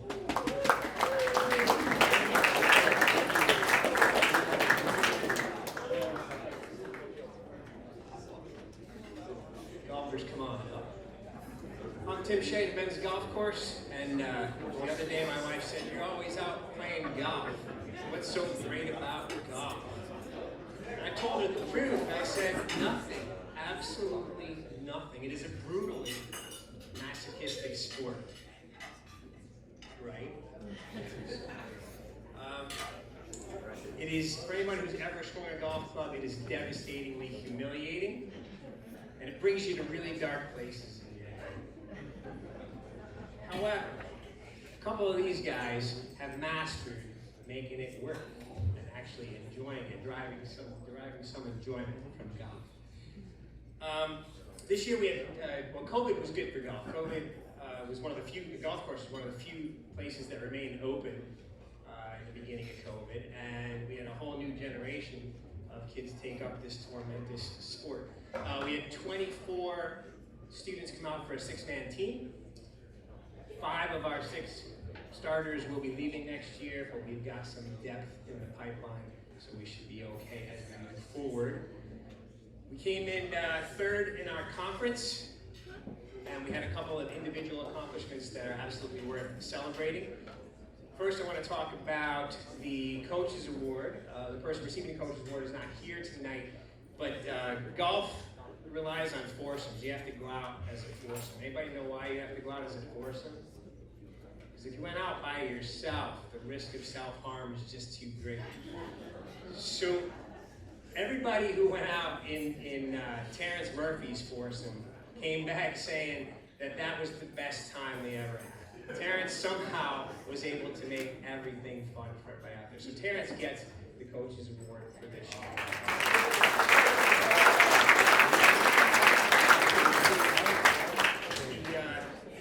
The most improved player this year is a true success story. If this person improves in the next year as much as he did in this past year, you will see him on tour. There's no bigger fan or no person more enthusiastic about the sport or about Tiger Woods than the person who came this close to making it to the county tournament. Stroke average was less than 1 stroke away from qualifying for all conference and for the county tournament. That is Mr. Luke Gettleman.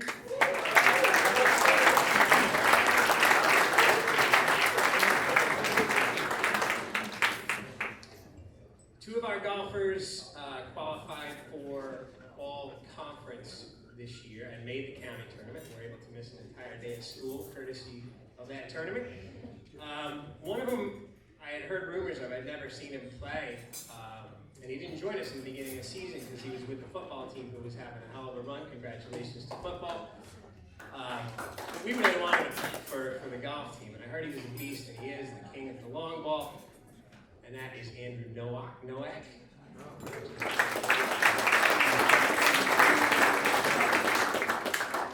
other player made a repeat performance at the county tournament, second time in a row, team captain. What makes it work for him is he is Mr. Cool under pressure. He does not let those dark thoughts creep into his head. Anything that goes wrong, he's like, well, optimistically, it's going to go good on the next shot, and that helped him attain his second visit to the tournament. Congratulations.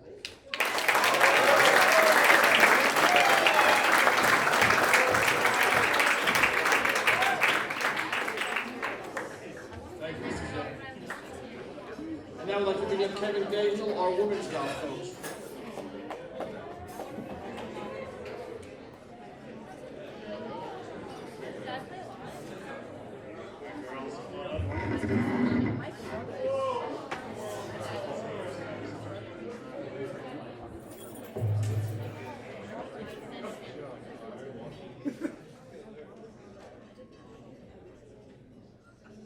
As many of you know, golf is not an easy sport to put down for a while and pick back up after a year. I think any casual weekend golfer will tell you that. A lot of these girls did that and performed at a high level this season, so I'm proud of them. Our season was short to only 4 matches, and in order to qualify for the county tournament, that makes each and every one of those scores extremely important. 2 members of our team, Elana Golden and Begley, were able to post their lowest scores of the season on our final match of the year, which allowed them to qualify for the county tournament at that age.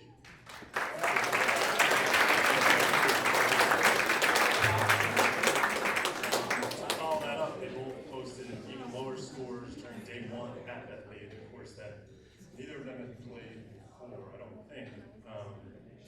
And they made the cut to the second day, which is another huge accomplishment for the program. On day 2, they scored well enough to gain honorable mention, all county honorable mention honors, which is another great accomplishment. But I think the best accomplishment of our team for the season is that we had such a wide range of experience levels. We had 7th graders, all the way to seniors. We had multiple middle schoolers. We had freshmen. We had a bunch of girls who had never played golf before. But the camaraderie, the mentorship, and the guidance that they gave each other is what I think was most successful of all. So I'm proud of that.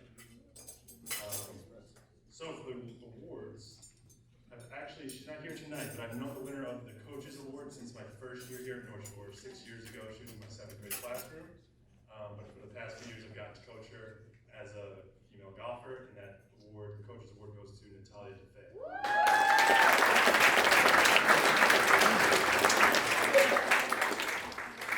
This year's Most Improved Player is only a freshman, and while Most Improved may not be the most fitting title for her because she came into the golf season with some serious game, she continued to get better throughout the season, and is, in all honesty, someone I would not want to go head-to-head with in a real golf match, and that's Bree Juliana.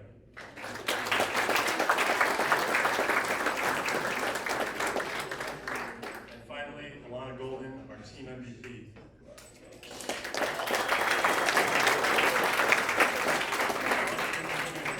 Since middle school, she's only a junior. She competes with some of the best golfers on Long Island while being a multi-sport athlete and an excellent student.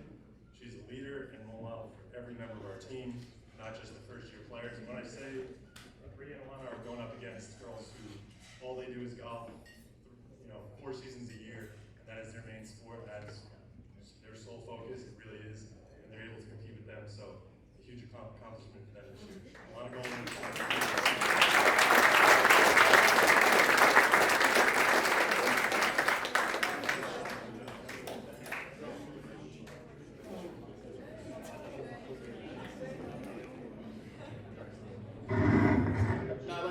Coach Cosmos, and Coach Lee again for our coaches award.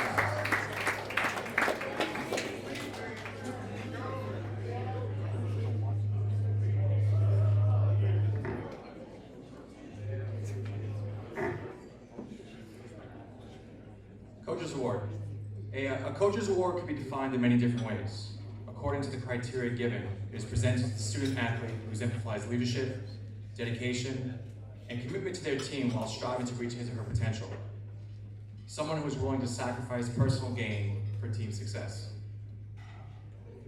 I've known Sophie Rosencrantz since 9th grade.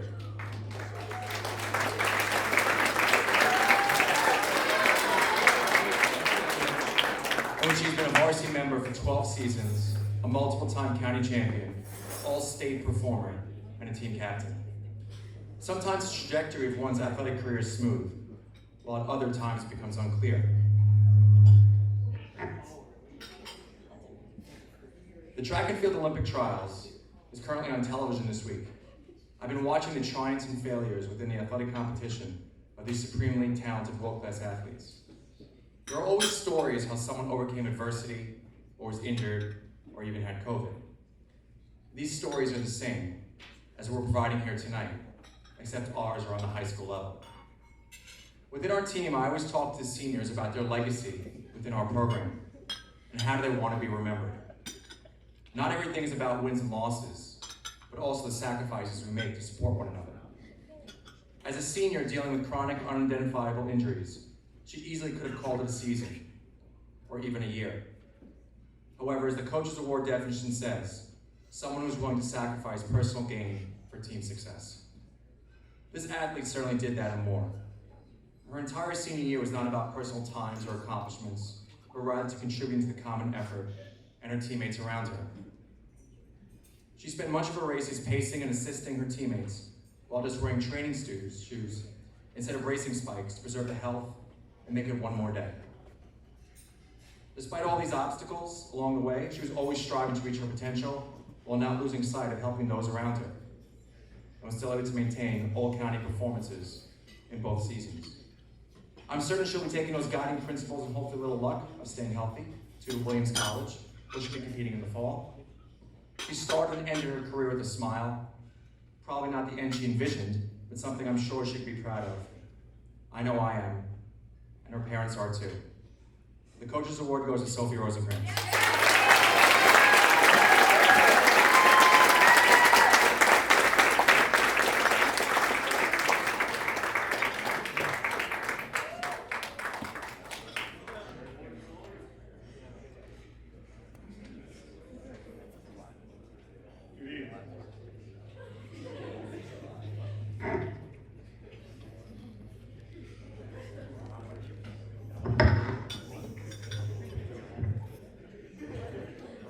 When Coach Krzyzewski of Duke University was asked what he looks for in a player, he replied, "I'm looking for players who make their teammates better.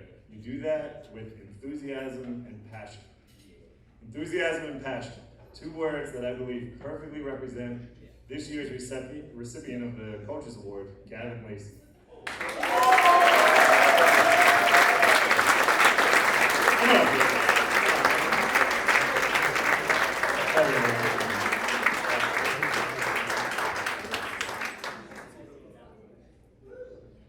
When you're truly passionate about something, you show it. It's a visible thing. Through your actions, others can see your enthusiasm for what you're doing. For as long as I have known Gavin, any and all of his actions have demonstrated his passion and enthusiasm for the sports he has chosen to play at North Shore and the teammates he has played them with. True enthusiasm and passion is much more than being the rah-rah guy on game day. It's being able to control your effort and attitude, to give 100% always, and possess a positive attitude even on the hardest days, to set your priorities and eliminate all other distractions, to be responsible and to hold yourself accountable, to come early or stay late when necessary, to be internally motivated. And something I believe is a true indicator of an athlete's desire to grow as a player, the ability to be quote-unquote coachable. Gavin's coachability has been integral to his development and ultimate success as an athlete. Being coachable is not easy. It involves the maturity to listen to criticism, process it, and then grow from it. Gavin is a young man who will look you in the eyes when you are talking to him. As a teacher and a coach in the age of distraction, I cannot tell you how much I appreciate that about him. I knew Gavin was listening, I knew he was retaining what we were telling him, and I knew he would do everything in his power to do what we asked him to do. He never let criticism negatively affect his performance at a practice or any game. He viewed everything as a learning experience and embraced the process of growing as a player. Go back to Coach Krzyzewski's quote. He explains the reason he looks for players with passion and enthusiasm is because that type of person makes their teammates better. It was always clear that the one thing more important to Gavin than becoming the best student athlete he could become was helping his team be the best that they could be. Gavin puts the team priorities ahead of his own. He genuinely cares about his teammates and is always willing to go to battle for them. Whether it was before, during, or after a game or practice, whatever needed to be done for the team to be successful, Gavin was willing to do it. Whenever we would end a meeting, a practice, or a game, from day one, Gavin would come over to the coaches to say thank you before he left. It was a simple gesture, but it was just so Gavin. Always respectful, always grateful. And I would like to end tonight by saying thank you to you, Gavin, for everything you have done for me and your other coaches. Getting to spend time with student athletes that possess the kind of passion and enthusiasm that you do is what makes coaching fun for us. It's motivating, and selfishly, I wish we could keep you here for a lot longer. Unfortunately, we can't, but I'm looking forward to watching you grow as an athlete, playing for Arcadia University next year, but even more as a person. And I wish you all the luck in the world.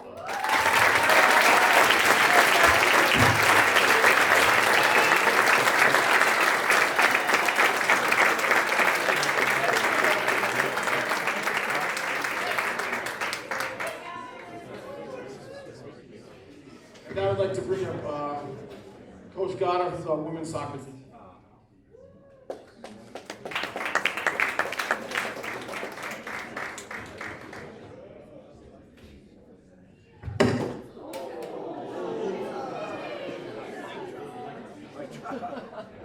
But not in a good way.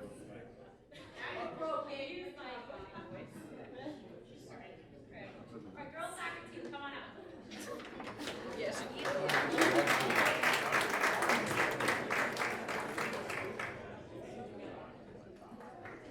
Testing.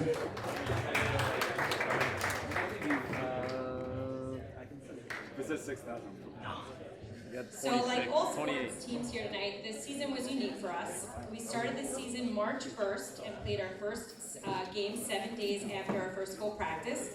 It was very cold, very windy, lots of rain. But besides that, we faced other challenges, like trying to figure out where each player would fit in and what formation would work best for us this season. Through those challenges, the girls came together and worked every day to make themselves and their team better. They came early in the morning for 6 a.m. practices, and they came on Sundays working around their own travel team schedules. Some players played 7 days a week, multiple times a day. They showed grit and perseverance, and through it all, we were able to make it through without having to quarantine.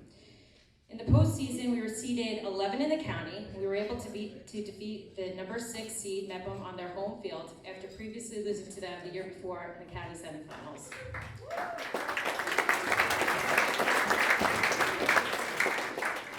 That is something that the girls have been looking forward to since the loss in late October last year, and honestly, I was also. We were happy to see them again and ready for the challenge, but we were more happy that we were able to have our full team for that game. Madison Berry, Belle Beretta, Juliana Graziosi have been on this team for 5 years, and having them all out there to help contribute with Ashton Gus, Cece Labat, Maddie Lutt, and Frankie Carrazzo, and the rest of the team was really special. Our team earned many awards for their efforts this season. Our All-County and Newsday's Top 100 players were Isabella Tedesco and Morgan Griffin.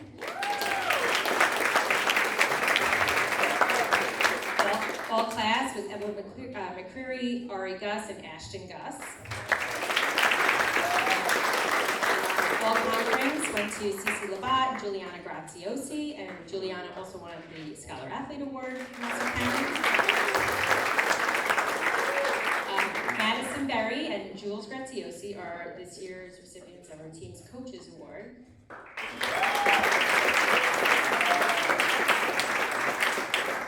And Isabella Cisco is our team's MVP. I'd like to wish all the seniors good luck next year. Maddie Berry will be playing at Farmingdale. And we're really going to peer pressure Isabel Tedesco to walking out of Binghamton. Good luck, everybody.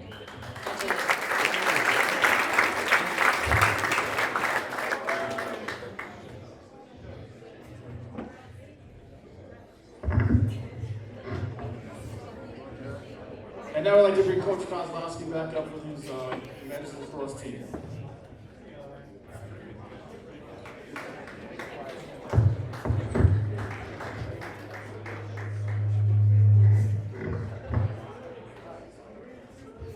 All right, we got the men's lacrosse team. Come on up here.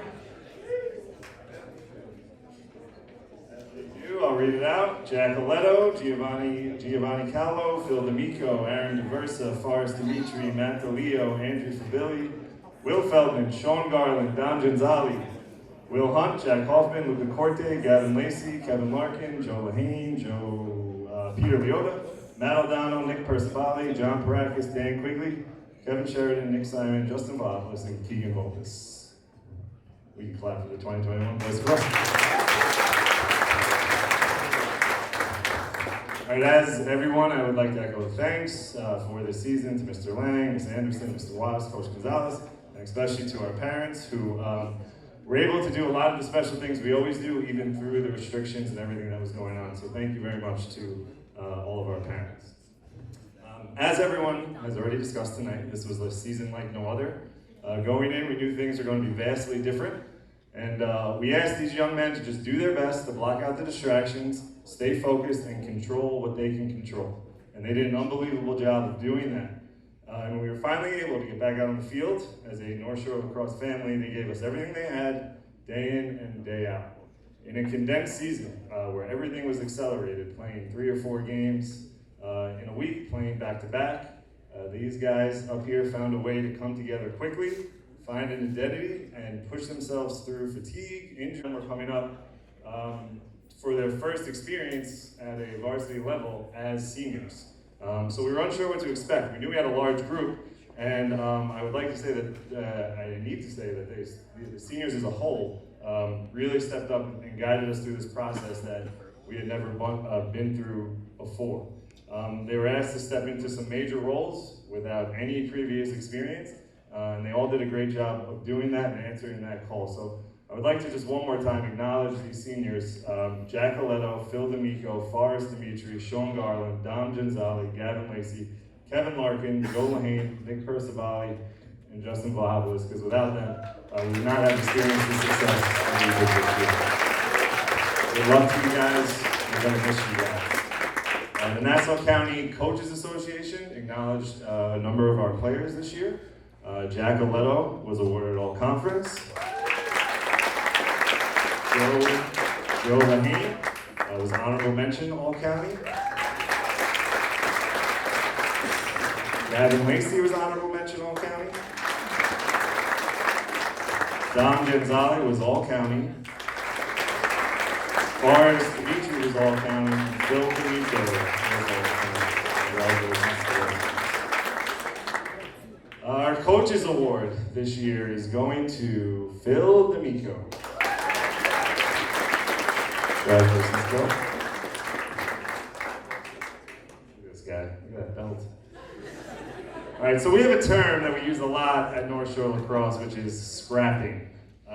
We don't necessarily use it grammatically correctly, but we talk about scrapping for a ground ball, having to be more scrappy, going scrapping in the parking lot, winning a scrap.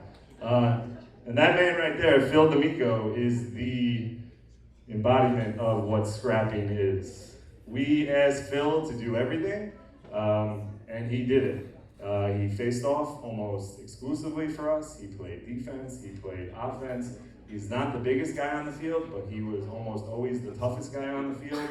He brought something that you can't coach, but that we always want from our players, and it's that scrappiness. And without it, we would not have been the team that we were this year, and that is why Phil is winning the Coaches Award. So congratulations.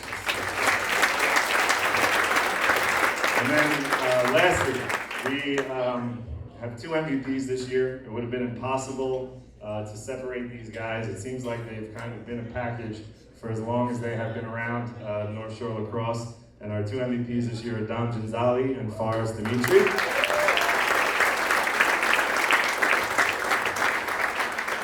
We were lucky to have 2 Division I lacrosse players as our leaders, one on the offensive end of the field and one on the defensive end of the field. Dom is going to be going to play at Stony Brook next year. Forrest is going to be playing at Brown next year.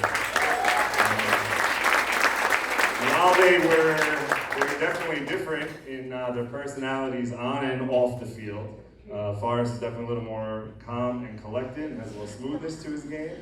Dom, on the other hand, is a bit more of like a hurricane. But that should be expected from an offensive and a defensive player. But what they do share, and what they have shared, is just an intense drive to compete, a will to win, and a love for the game and a love for North Shore Lacrosse. And they have been vital to our team's success for over the past 4 years.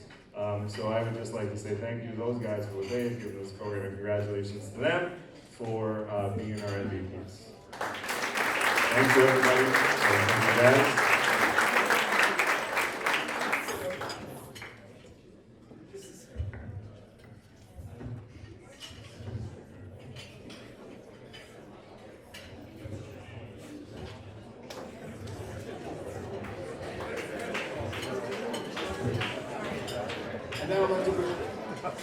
Now I'd like to bring up our head football coach, Aidan Stolberger, and assistant Scott Lyman.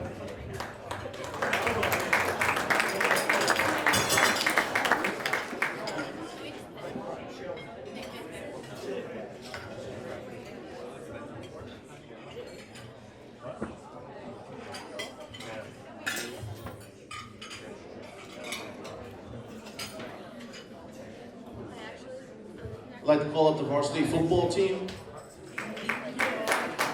Nick Lavoti, Jacklin, Aidan Mandel, Michael Christopher, Zeke Hurt, Daniel Quigley, Danny Flores, Philip LaRosa, William Philman, Brandon Santino, Aidan Laporin, Dylan Kunkel, Nick LaRosa, Dave Berlin, Anthony Santoro, Lorenzo Racine, Nick Caparella, Joe Zuccarella, Oliver Palone, Ian Roach, Kevin Sheridan, Pat Godfrey, Andrew Nowak, Leo Ponce, Alex Dill, Taylor Smith, Reese Ramos, and Daniel Romano.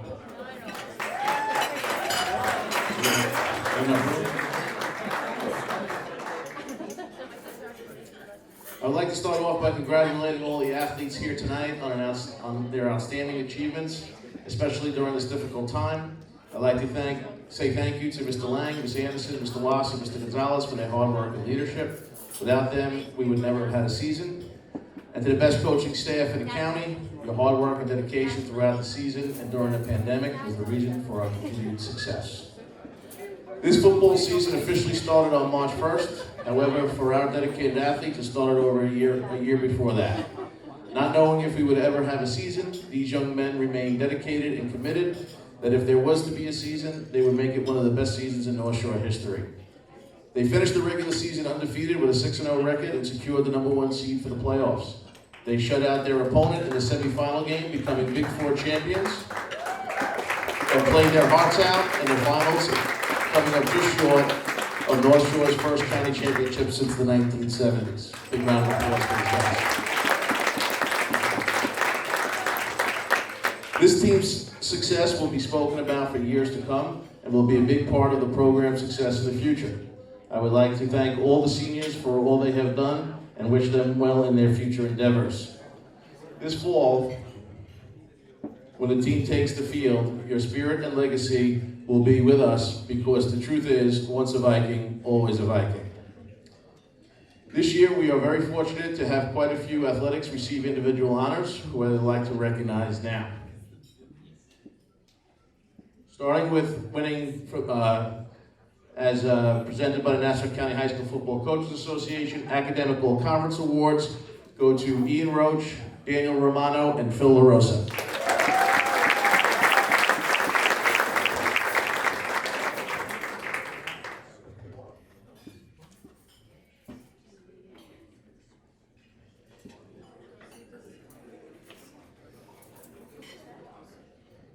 Being recognized as all-conference this year was David Berlin and Oliver Blow.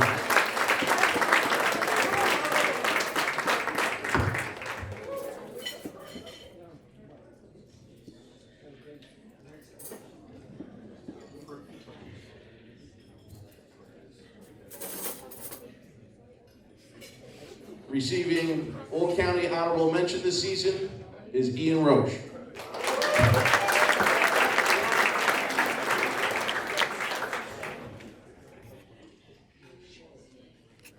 And this year, in the first time in my 20 years as the head coach, we had 5 all-county athletes.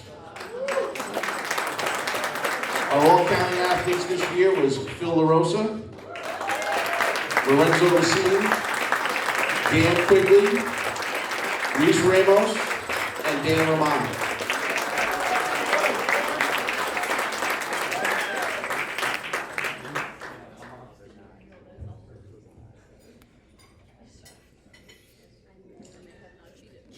Also this year, for the first time in my tenure, receiving all Long Island honors sponsored by Newsday was Phil LaRosa, making the first team all Long Island. And earning second team all Long Island honors was Lorenzo Racine.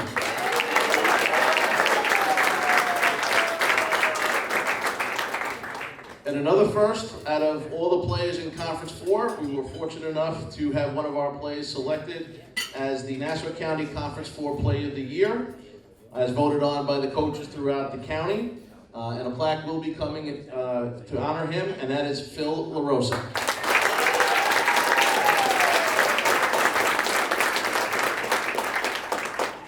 And also, Phil was recognized later last week by the Nassau County High School Football Coaches Association as the J. Fiedler Top Scholar Athlete Award, which is sponsored by the National Football Foundation and the College Hall of Fame.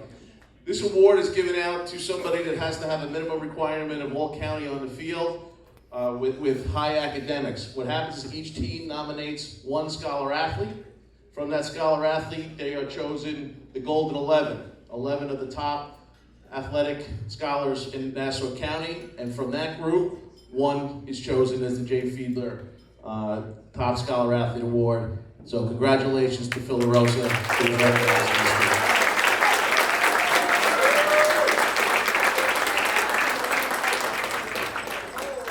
As mentioned earlier, I would like to recognize Oliver Palone one more time as the Long Island Association of Football Officials Unsung Hero Award Scholarship winner. And also our scholar athlete representative to the National Football Foundation College Hall of Fame is Michael Cristofari.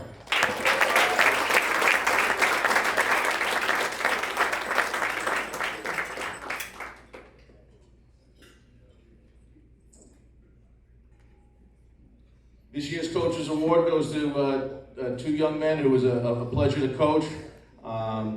And again, you know, the award speaks for itself as the Coaches Award, and that is Taylor Smith and Aidan Mandel.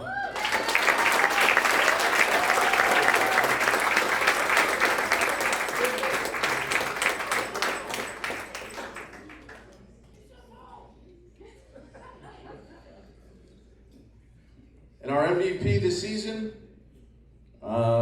needs no introduction, Phil LaRosa.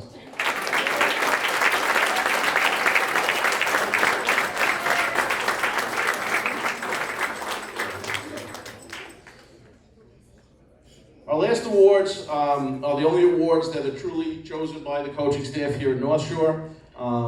It is named the Frank Rossi Memorial Award. Coach Rossi started coaching with me here, and he had started the lacrosse program at Lindenhurst High School and coached football there for 35 years. After retirement, we were lucky enough to have him come coach with us at North Shore. Unfortunately, Coach Rossi passed away of pancreatic cancer. However, he coached up until 2 days before he had passed away. So this award is very special to me. When we pick this award, the coaching staff meets And all our coaches do know the legacy of Coach Rossi. We look to find athletes. It could be one athlete, it could be as many as we choose, that are dedicated to the team and represent that old school mentality that Coach Rossi demonstrated. This year's Frank Rossi Memorial Awards go to Jacklin, Aidan Mandel, Lorenzo Racine, and Taylor Speck.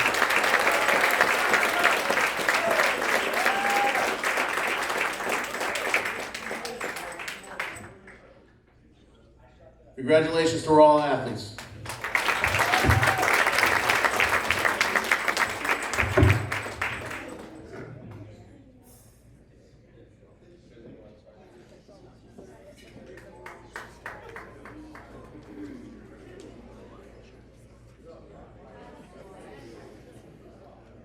And now I'd like to bring up for our Scarlet Athlete Awards, Coach Gata and Coach Millard.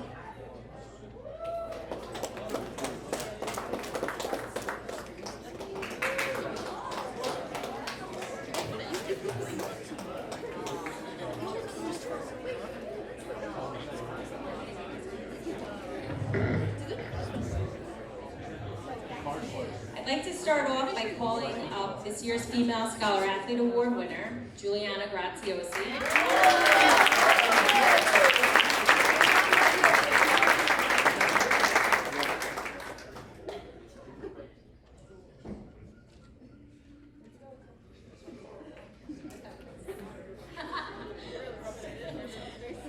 So I've had the pleasure of knowing Jules since she was in elementary school. It's been incredible to watch her grow as a person, student, and athlete. When I think of Jules, one word comes to me: perseverance. The definition of perseverance is the ability to keep doing something in spite of obstacles. People who persevere show steadfastness in doing something despite how hard it is or how long it takes to reach the goal. That's Jules.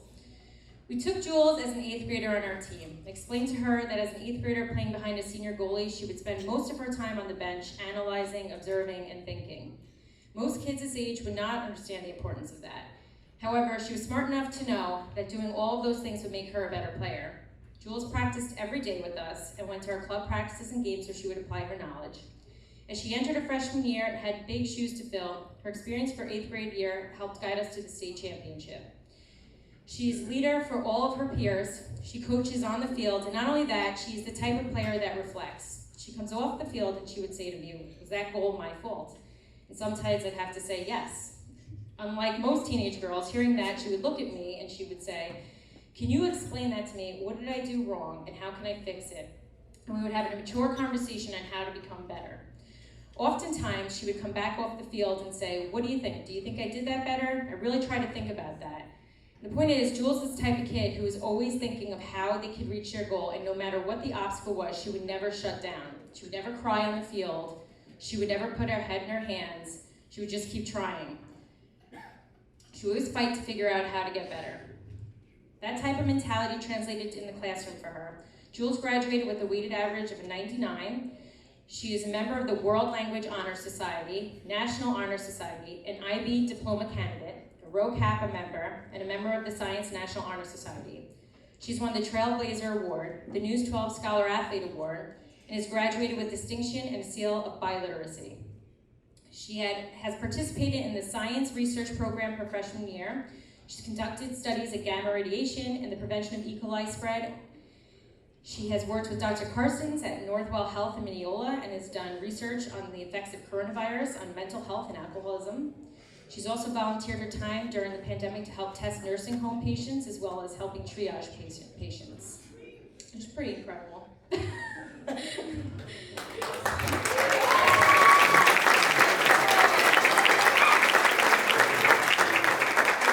It's truly amazing to see somebody like her and read all this knowing that as like a 4th grader, having taught her, it's just such an amazing growth. It's really special. So as an athlete, she's been a member of the basketball team, has played lacrosse.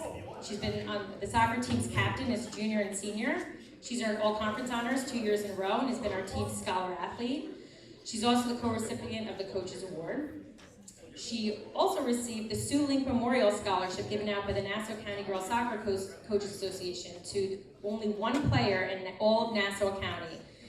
That player excels both on and off the field and shows outstanding community involvement. She was in the pool of candidates and was voted unanimously for the award, which is really special because there were a lot of kids that were nominated. Jewel's professional goal is to become a doctor. She will go to Siena College next year, where she's been accepted in the Siena Albany Med program.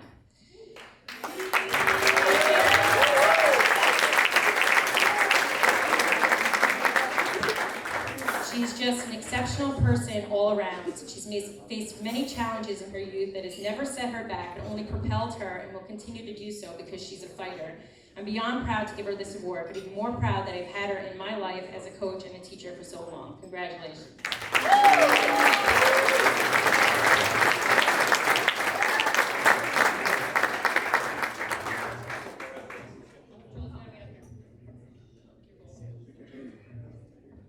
Jules, I don't know you. Congratulations. You've done more in 18 years than I've done in over 30. So, before I talk about this fine young man, I just want to note to the adults in the room that education has shifted greatly in the last 10 to 15 years.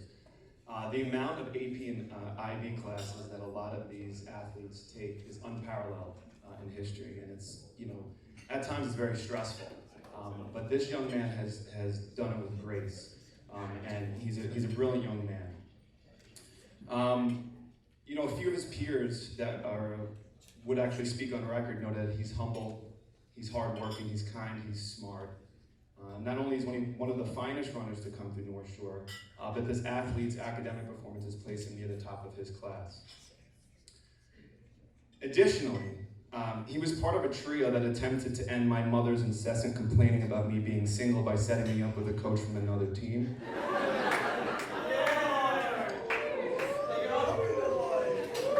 Sadly, it didn't work. But I'll leave you with a quote from one of his favorite teachers. And this is verbatim. "He's such a sweet boy. He's so kind. He's a hard worker. Isn't he just the kindest, even to his teammates? He's the kindest. I also love Jack Cooperman." Oh wait, don't quote that. This young man is Carson Parody.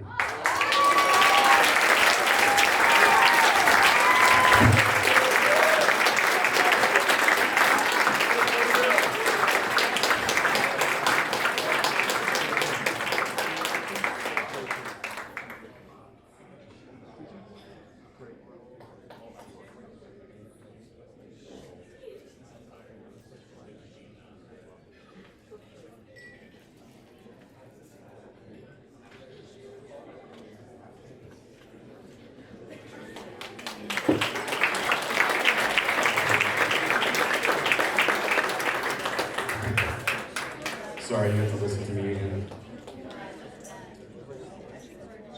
Love. What is love? I've never... sorry, this is for the wedding. I got to do this.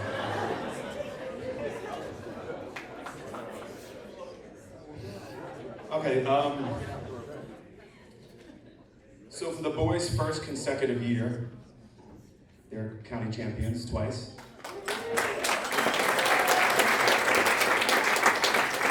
Watch out, Levy, we're coming for you.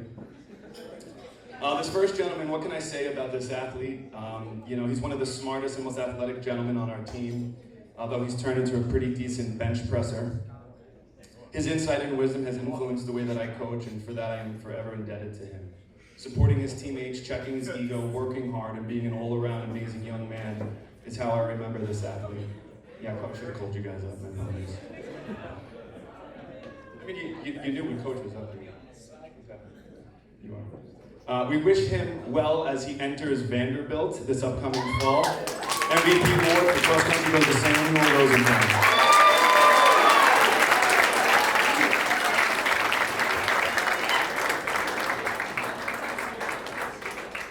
We had another Coach's Award for Brady Wagner, but he couldn't be here tonight. We have another MVP award for cross country. This athlete who's made leaps and bounds in his performances since his early days on track with Coach Corona. His performance helped lead our team to 2 county championships this year. His tireless commitment to training, competing, and supporting those around him is admirable and a set of qualities that will carry him to success as he matriculates into his studies at Boston University this fall. This award goes to Arson Parody.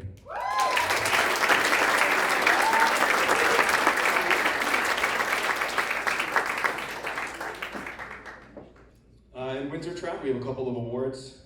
You know when we're kids and we talk about, especially boys, we say, hey, my dad could beat up your dad. Just raise your hand if you've ever had that conversation.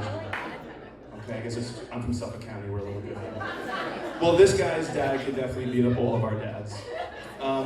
He could be expressed as one of the strong silent types. While he doesn't speak much, when he does, I and others listen because he's a smart young man with excellent insight. He's helped me become a better sprints coach, has motivated me to become a better coach for future Viking runners, and this award goes to Caleb Loring, aka the JV captain.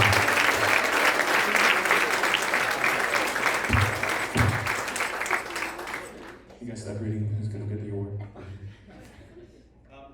His headbands are legendary. He's one of the most sincere and hardworking young men that we've had on our team. He's branched out this year to play football and it complemented his sprinting ability very well, and this helped us win our counties this spring. We will miss the positive, determined, and competitive nature of Aidan Laporin.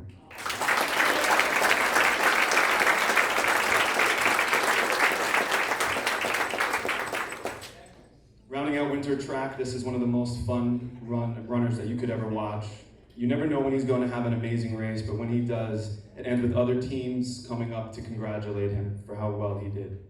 No one outworks this young man at practice, and his dedication is an influence to our younger athletes that we will sorely miss. He just ran a 4:22 mile and is slated to run his heart out this Thursday at St. Anthony's, and if you'd like to cheer him on, it will be surely not a disappointment. This award goes to TJ Thomas.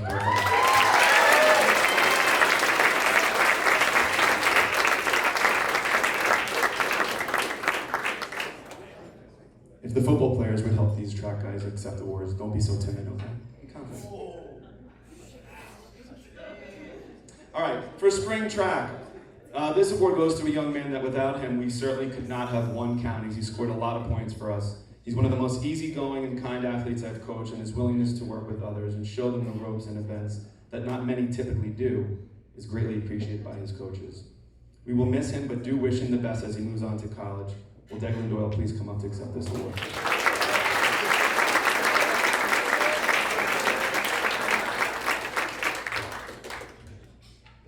This next athlete was noticed by the Malvern coach this year, but at first I was a little confused.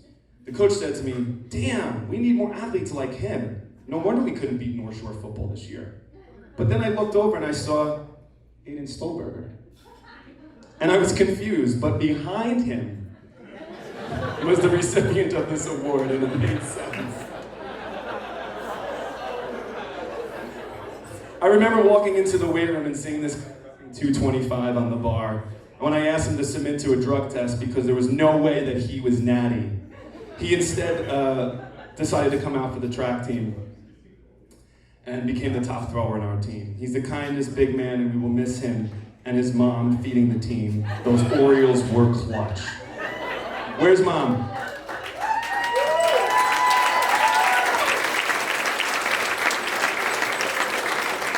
Will Dan Romano please come up for this?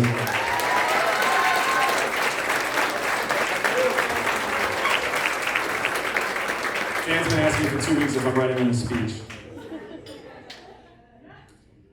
And our last award rounding out our track season is another athlete who did football and greatly benefited from it and came back to become one of the fastest guys that has come through North Shore ever. When I first met him, he was shy, not too confident, and terrified that Coach Corona was going to make him run an 800-meter race. But instead, he became one of the leading scorers on the team in our sprints and our jumps. We will miss this young man, but I'm proud of him and wish him well as he moves on to college this fall. Will Zeke Hurd please come up to accept this award? And if you don't mind, Danny Romano taught us something from football this year. Danny, can you lead this before we leave?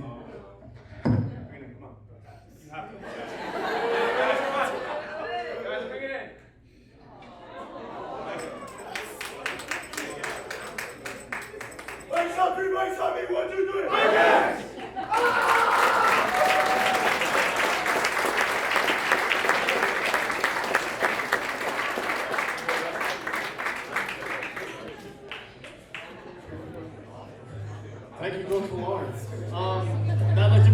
first-year head wrestling coach, Coach Anthony Fucini.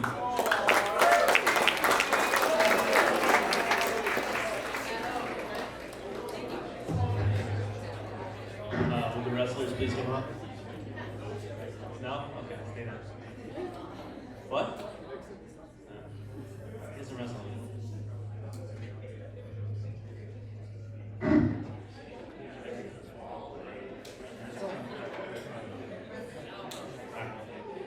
So obviously with social distancing, wrestling was kind of tough this year.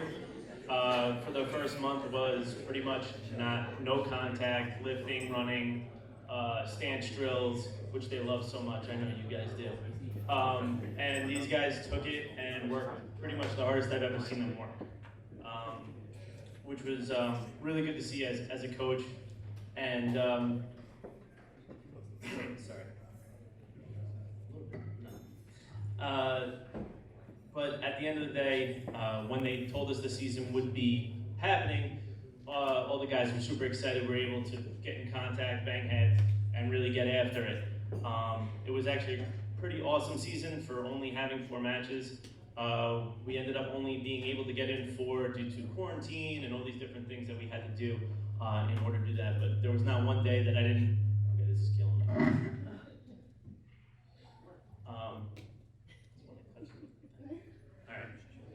There wasn't one day that I didn't doubt that they weren't coming in with a great attitude. They were having fun. They were laughing before practice, and they were just, as soon as the whistle went, they were going hard. This year we weren't able to have a county tournament, so the National County Coaches Association, I'll just hold it. Actually came up with the criteria, and we were able to get 3 Old County wrestlers. We had Phil Demiko, who was previously Old County last year, Matt O'Donnell, and Mateo Canicaris.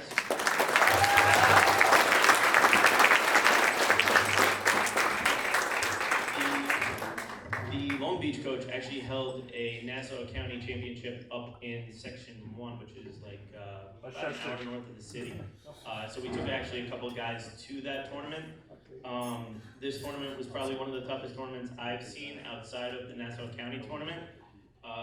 We had 3 Old County there, which was Phil Demiko, Gavin Goss, and Mateo Canicaris, which was earned.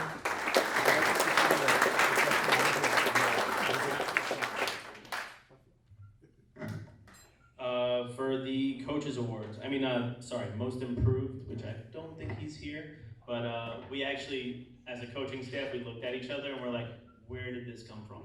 In the last match of the year against a really tough competitor, he came out there and won an overtime match, and that was Ricky Cook. He was right here.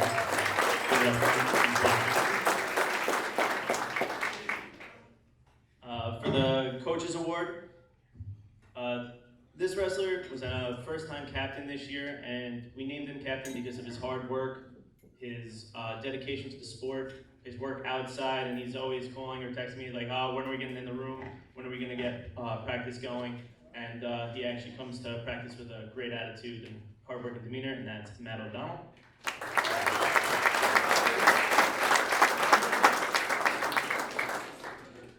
And this one, the MVP award. This wrestler hasn't been an MVP for just this year, but for the past 5 years since he was on the team as an 8th grader. He's been the hardest working kid in the room. This year was actually the first year that he didn't get beat up every day in practice. He actually did the beating up. He's a 2-year captain who's the epitome of the word leader. He does everything and anything he can for his team and for his coaches. He came to practice every day with a smile on his face, even with the uncertain season looming down upon us. At the start of this year, he had 89 wins. So in wrestling, 100 career wins is like a big deal. He had 89 at the end of his junior year. This year, because of COVID, he only was able to get 5 matches in, which he pinned or major decision each of those kids. And then in that unofficial county tournament, he pinned or majored a all-county kid in every single one of his matches from the previous year, which is a big thing. And he also lost to the second, thank you. the kid who took second in state last year, 9.6, which is a big accomplishment. I believe if we had a regular season, he would have been upstate representing Nassau County and placing in the state. I would like to thank him for his enthusiasm and fun over the past 5 years, and I know for a fact that I will be greatly missing him, and that is Phil Demiko.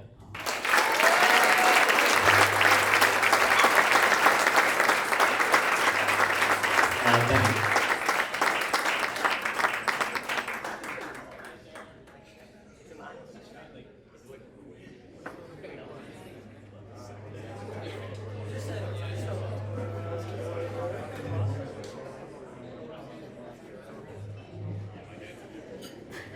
The Andrew Firestein Award is given each year to one student athlete that excels in the classroom, on the field, and in the community.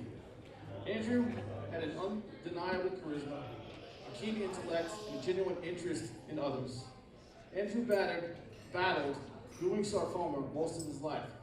While at North Shore, he graduated as the salutatorian. He earned 4 gold medals in math research and was admitted to Hofstra in a prestigious BS/BA MD program.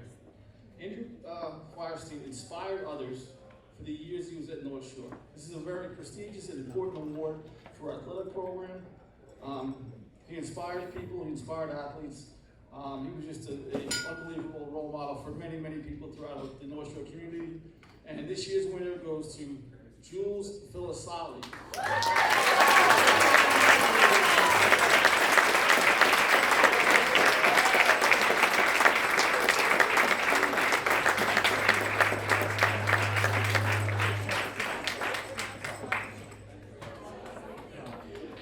Now bring up our last team, Coach McCormick and our women's lacrosse team.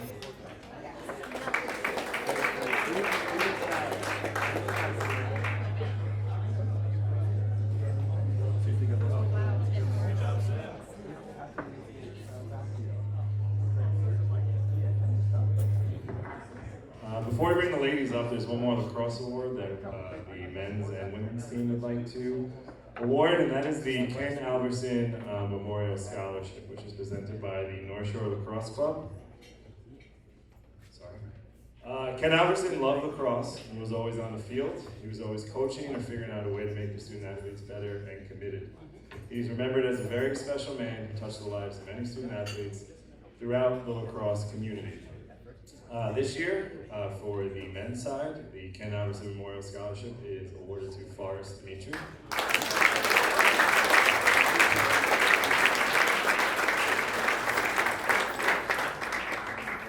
And for the women, the Ken Alverson Memorial Scholarship is awarded to Casey Colbert.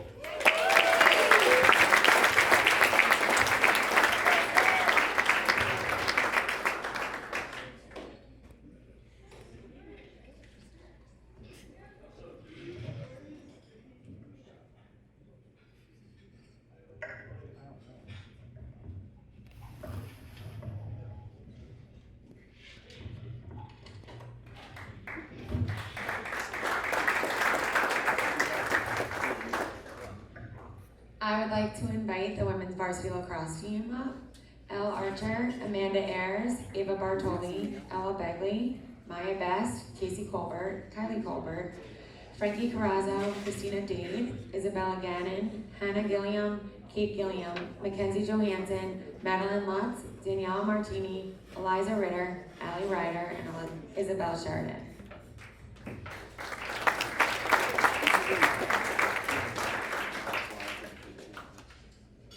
I would first like to echo what everyone has said before me, that we are so grateful for the collaboration between the athletics department, district, families, and especially our athletes to get us back on the field this year. It is truly a season no one will forget. Lacrosse is a sport which develops teamwork, work ethic, responsibility, and a team culture. The team culture and bond between these young ladies was truly amazing to see. You were able to complement one another, and that is what any coach dreams of. I would define this season as a journey, a special journey you went on with one another, and one you will hopefully will never forget. There is pure joy from our first day back on the field until our last. As a group of athletes and an extremely competitive and focused team, these girls came together to compete against some of the top competition in the country. Each day they went out and they played to get better, to get stronger, and to be the best they could be collectively. They persevered and played every day like it was their last, not knowing what tomorrow could bring. This group worked very hard every day, supported one another, motivated and trusted one another to help each other accomplish their individual and our team goals.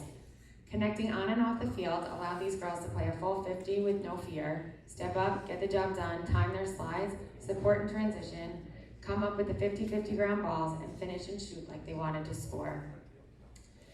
This will be a group and season I will not forget, and I hope they all feel the same. You all put your heart and soul and brought everything to this season, and I cannot thank you enough for that. You really trusted the process. This team was extremely successful in Conference 1, which is one of the top-ranked conferences in the country in ability-based grouping. You were all able to strive and compete against some of the best teams in the country, finishing 6 and 8 overall. It wasn't easy competing and prepping for 3 or 4 games a week with little to no rest, but you were able to accomplish so much and do it for one another. This year, a few of our athletes were recognized by the coaches of Nassau County. The Long Island Metro Lacrosse Scholarship went to Casey Colbert.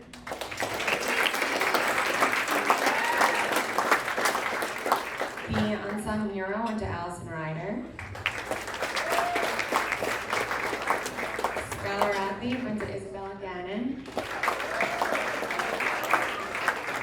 All Conference was Maya Best, Ava Bartoli, Elle Archer, and Hannah Gilliam. All County Honor Roll Mention was Francesca Carrazzo and Eliza Ritter. All County went to Casey Colbert, Kylie Colbert,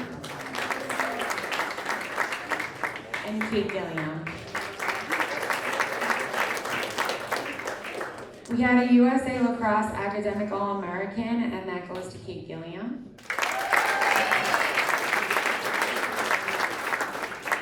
We have the USA Jackie Pitts Award winner, and that went to Casey Colbert.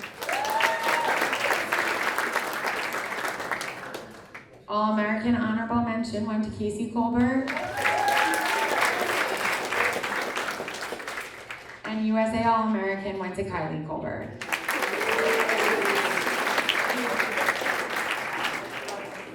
To the 5 seniors, it has been such an honor coaching you all and seeing you grow and mature into the young ladies you are. We will miss seeing you, and we wish you all the best. We can't wait to see what the future holds. Always follow your dreams, your heart, and reach for the stars. Our MVP goes to Casey Colbert, who will be continuing her lacrosse career at Springtrack University next year.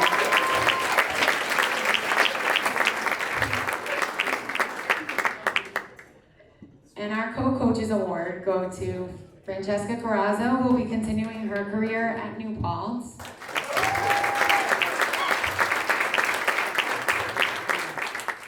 And Kate Gilliam, who is committed to play at Harvard.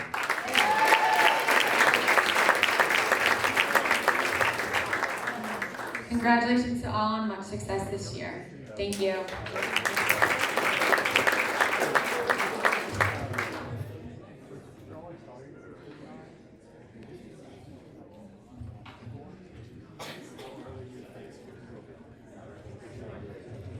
And now for our final award, our Outstanding Athlete Award, Coach Carpenter and Coach McCormick. Coach Carpenter will start off.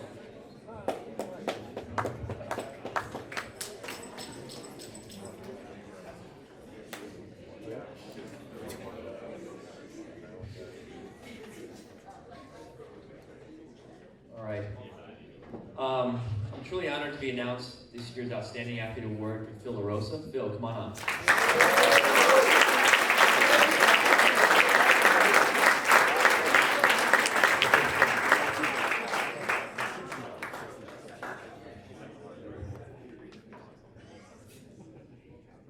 From way back when Phil was a student at Glenwood Landing, I knew he was something special. He had that it factor, that drive, that competitive spirit.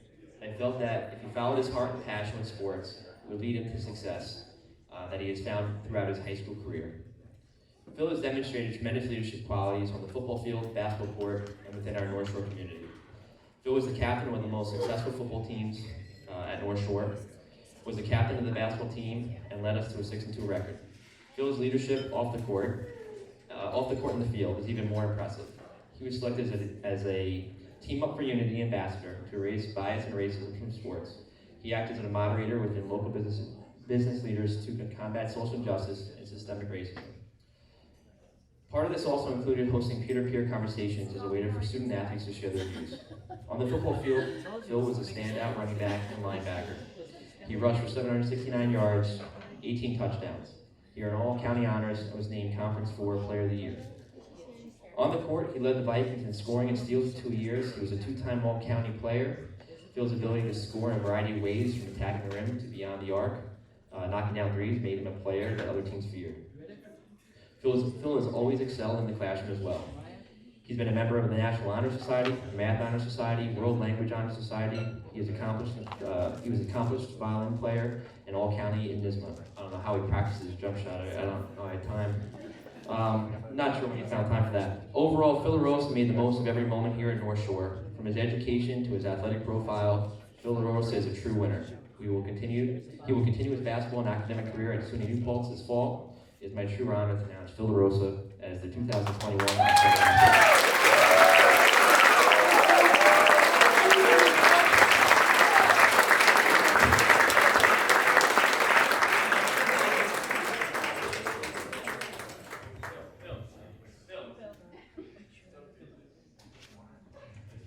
Congratulations, Phil.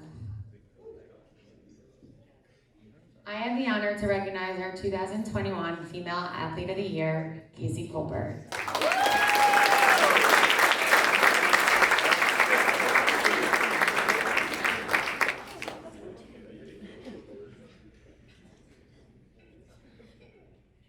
Coaches have the ability and potential to change a player's life. If you are lucky, you get to coach some players that change yours. How can an athlete with a certain work ethic, drive, leadership, standard, and excellence not be recognized as the most outstanding athlete of the year? Outstanding is defined as exceptionally good. This athlete was exceptionally good in all 3 sports she played this year and had an outstanding athletic career during her tenure at North Shore. A captain in field hockey, basketball, and lacrosse, this student athlete demonstrated the true definition of teamwork and a patterned work ethic like I've never seen before, responsibility and true leadership. When a coach describes the ideal student athlete, this person instantly comes to mind. Hard work can turn discipline into a reality, and this is what this athlete has done on and off the field. She will do whatever it takes to improve and grow as a student athlete. She will do anything to help and support her teammates on and off the field and on the court. This athlete has helped instill a sense of community with contagious energy, and all the greats tend to do that. Whether it was making sure everyone knew the set offense or being someone to turn to, this person knew her role on every team and did it well. She always put her team first before herself and would do anything any coach asked of her if it was the best interest of the team's success. She always had the best playlist, was getting the team hype and in the zone. I will never forget when she would look at me and say, "I'm ready, we are ready," or would give me a fist bump heading to coaches and captains. She always put my mind at such ease, and we always knew we could count on her. She will be remembered here as a great athlete, a phenomenal teammate, a leader, and someone who bettered her coaches and teammates. This student is a role model amongst her peers, his community, and her team. She is one of the most well-rounded, level-headed student athletes from North Shore and never stops. All 3 of her coaches agreed upon the fact that she was like having a third coach on the field. She left it all out there and was a competitor, a true winner. When the game is on the line, you want the ball in this kid's stick. Ice in her veins, and she finishes. She's a 13th-season athlete starting on the varsity lacrosse team for 5 years, has received all county honors, all county honorable mention honors, all conference honors, various team scholar athlete awards, MIP and MVP honors. Most recently, she was recognized as a Newsday Top 100 lacrosse player, USA Lacrosse Jackie Pitts winner, and an honorable mention All-American. She has received the Long Island Metro Lacrosse Foundation Scholarship as well as the Ken Alverson Lacrosse Scholarship. She truly is one of the best lacrosse players in the county. These countless accolades go to show how this athlete was able to strive and reach her individual goals while aiding her teammates in attaining theirs as well. Coaching this athlete since she was a little girl has truly made the past few coaching experiences ones to remember. I cannot thank her enough for how much she's taught me and how much she has done for the field hockey, basketball, and lacrosse programs over the years. She has a heart of gold, and I can't wait to watch what else she will accomplish in the next few years. The student athlete has left her mark on the North Shore Athletics programs. I wish her the best of luck continuing her lacrosse career at Stony Brook University. There is no other athlete more deserving of this award, and I am proud to announce the 2021 Female Athlete of the Year to Casey Colbert.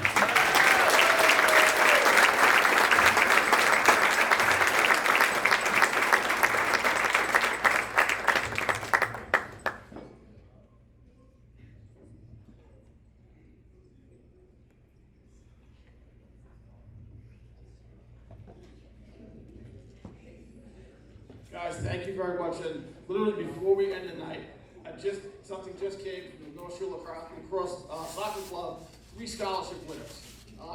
Each one of these soccer players will receive a $1,000 scholarship from the North Shore Soccer League. Those 3 ladies are Anthony Angelone, Isabella Tedesco, and Madison Bergen. Congratulations.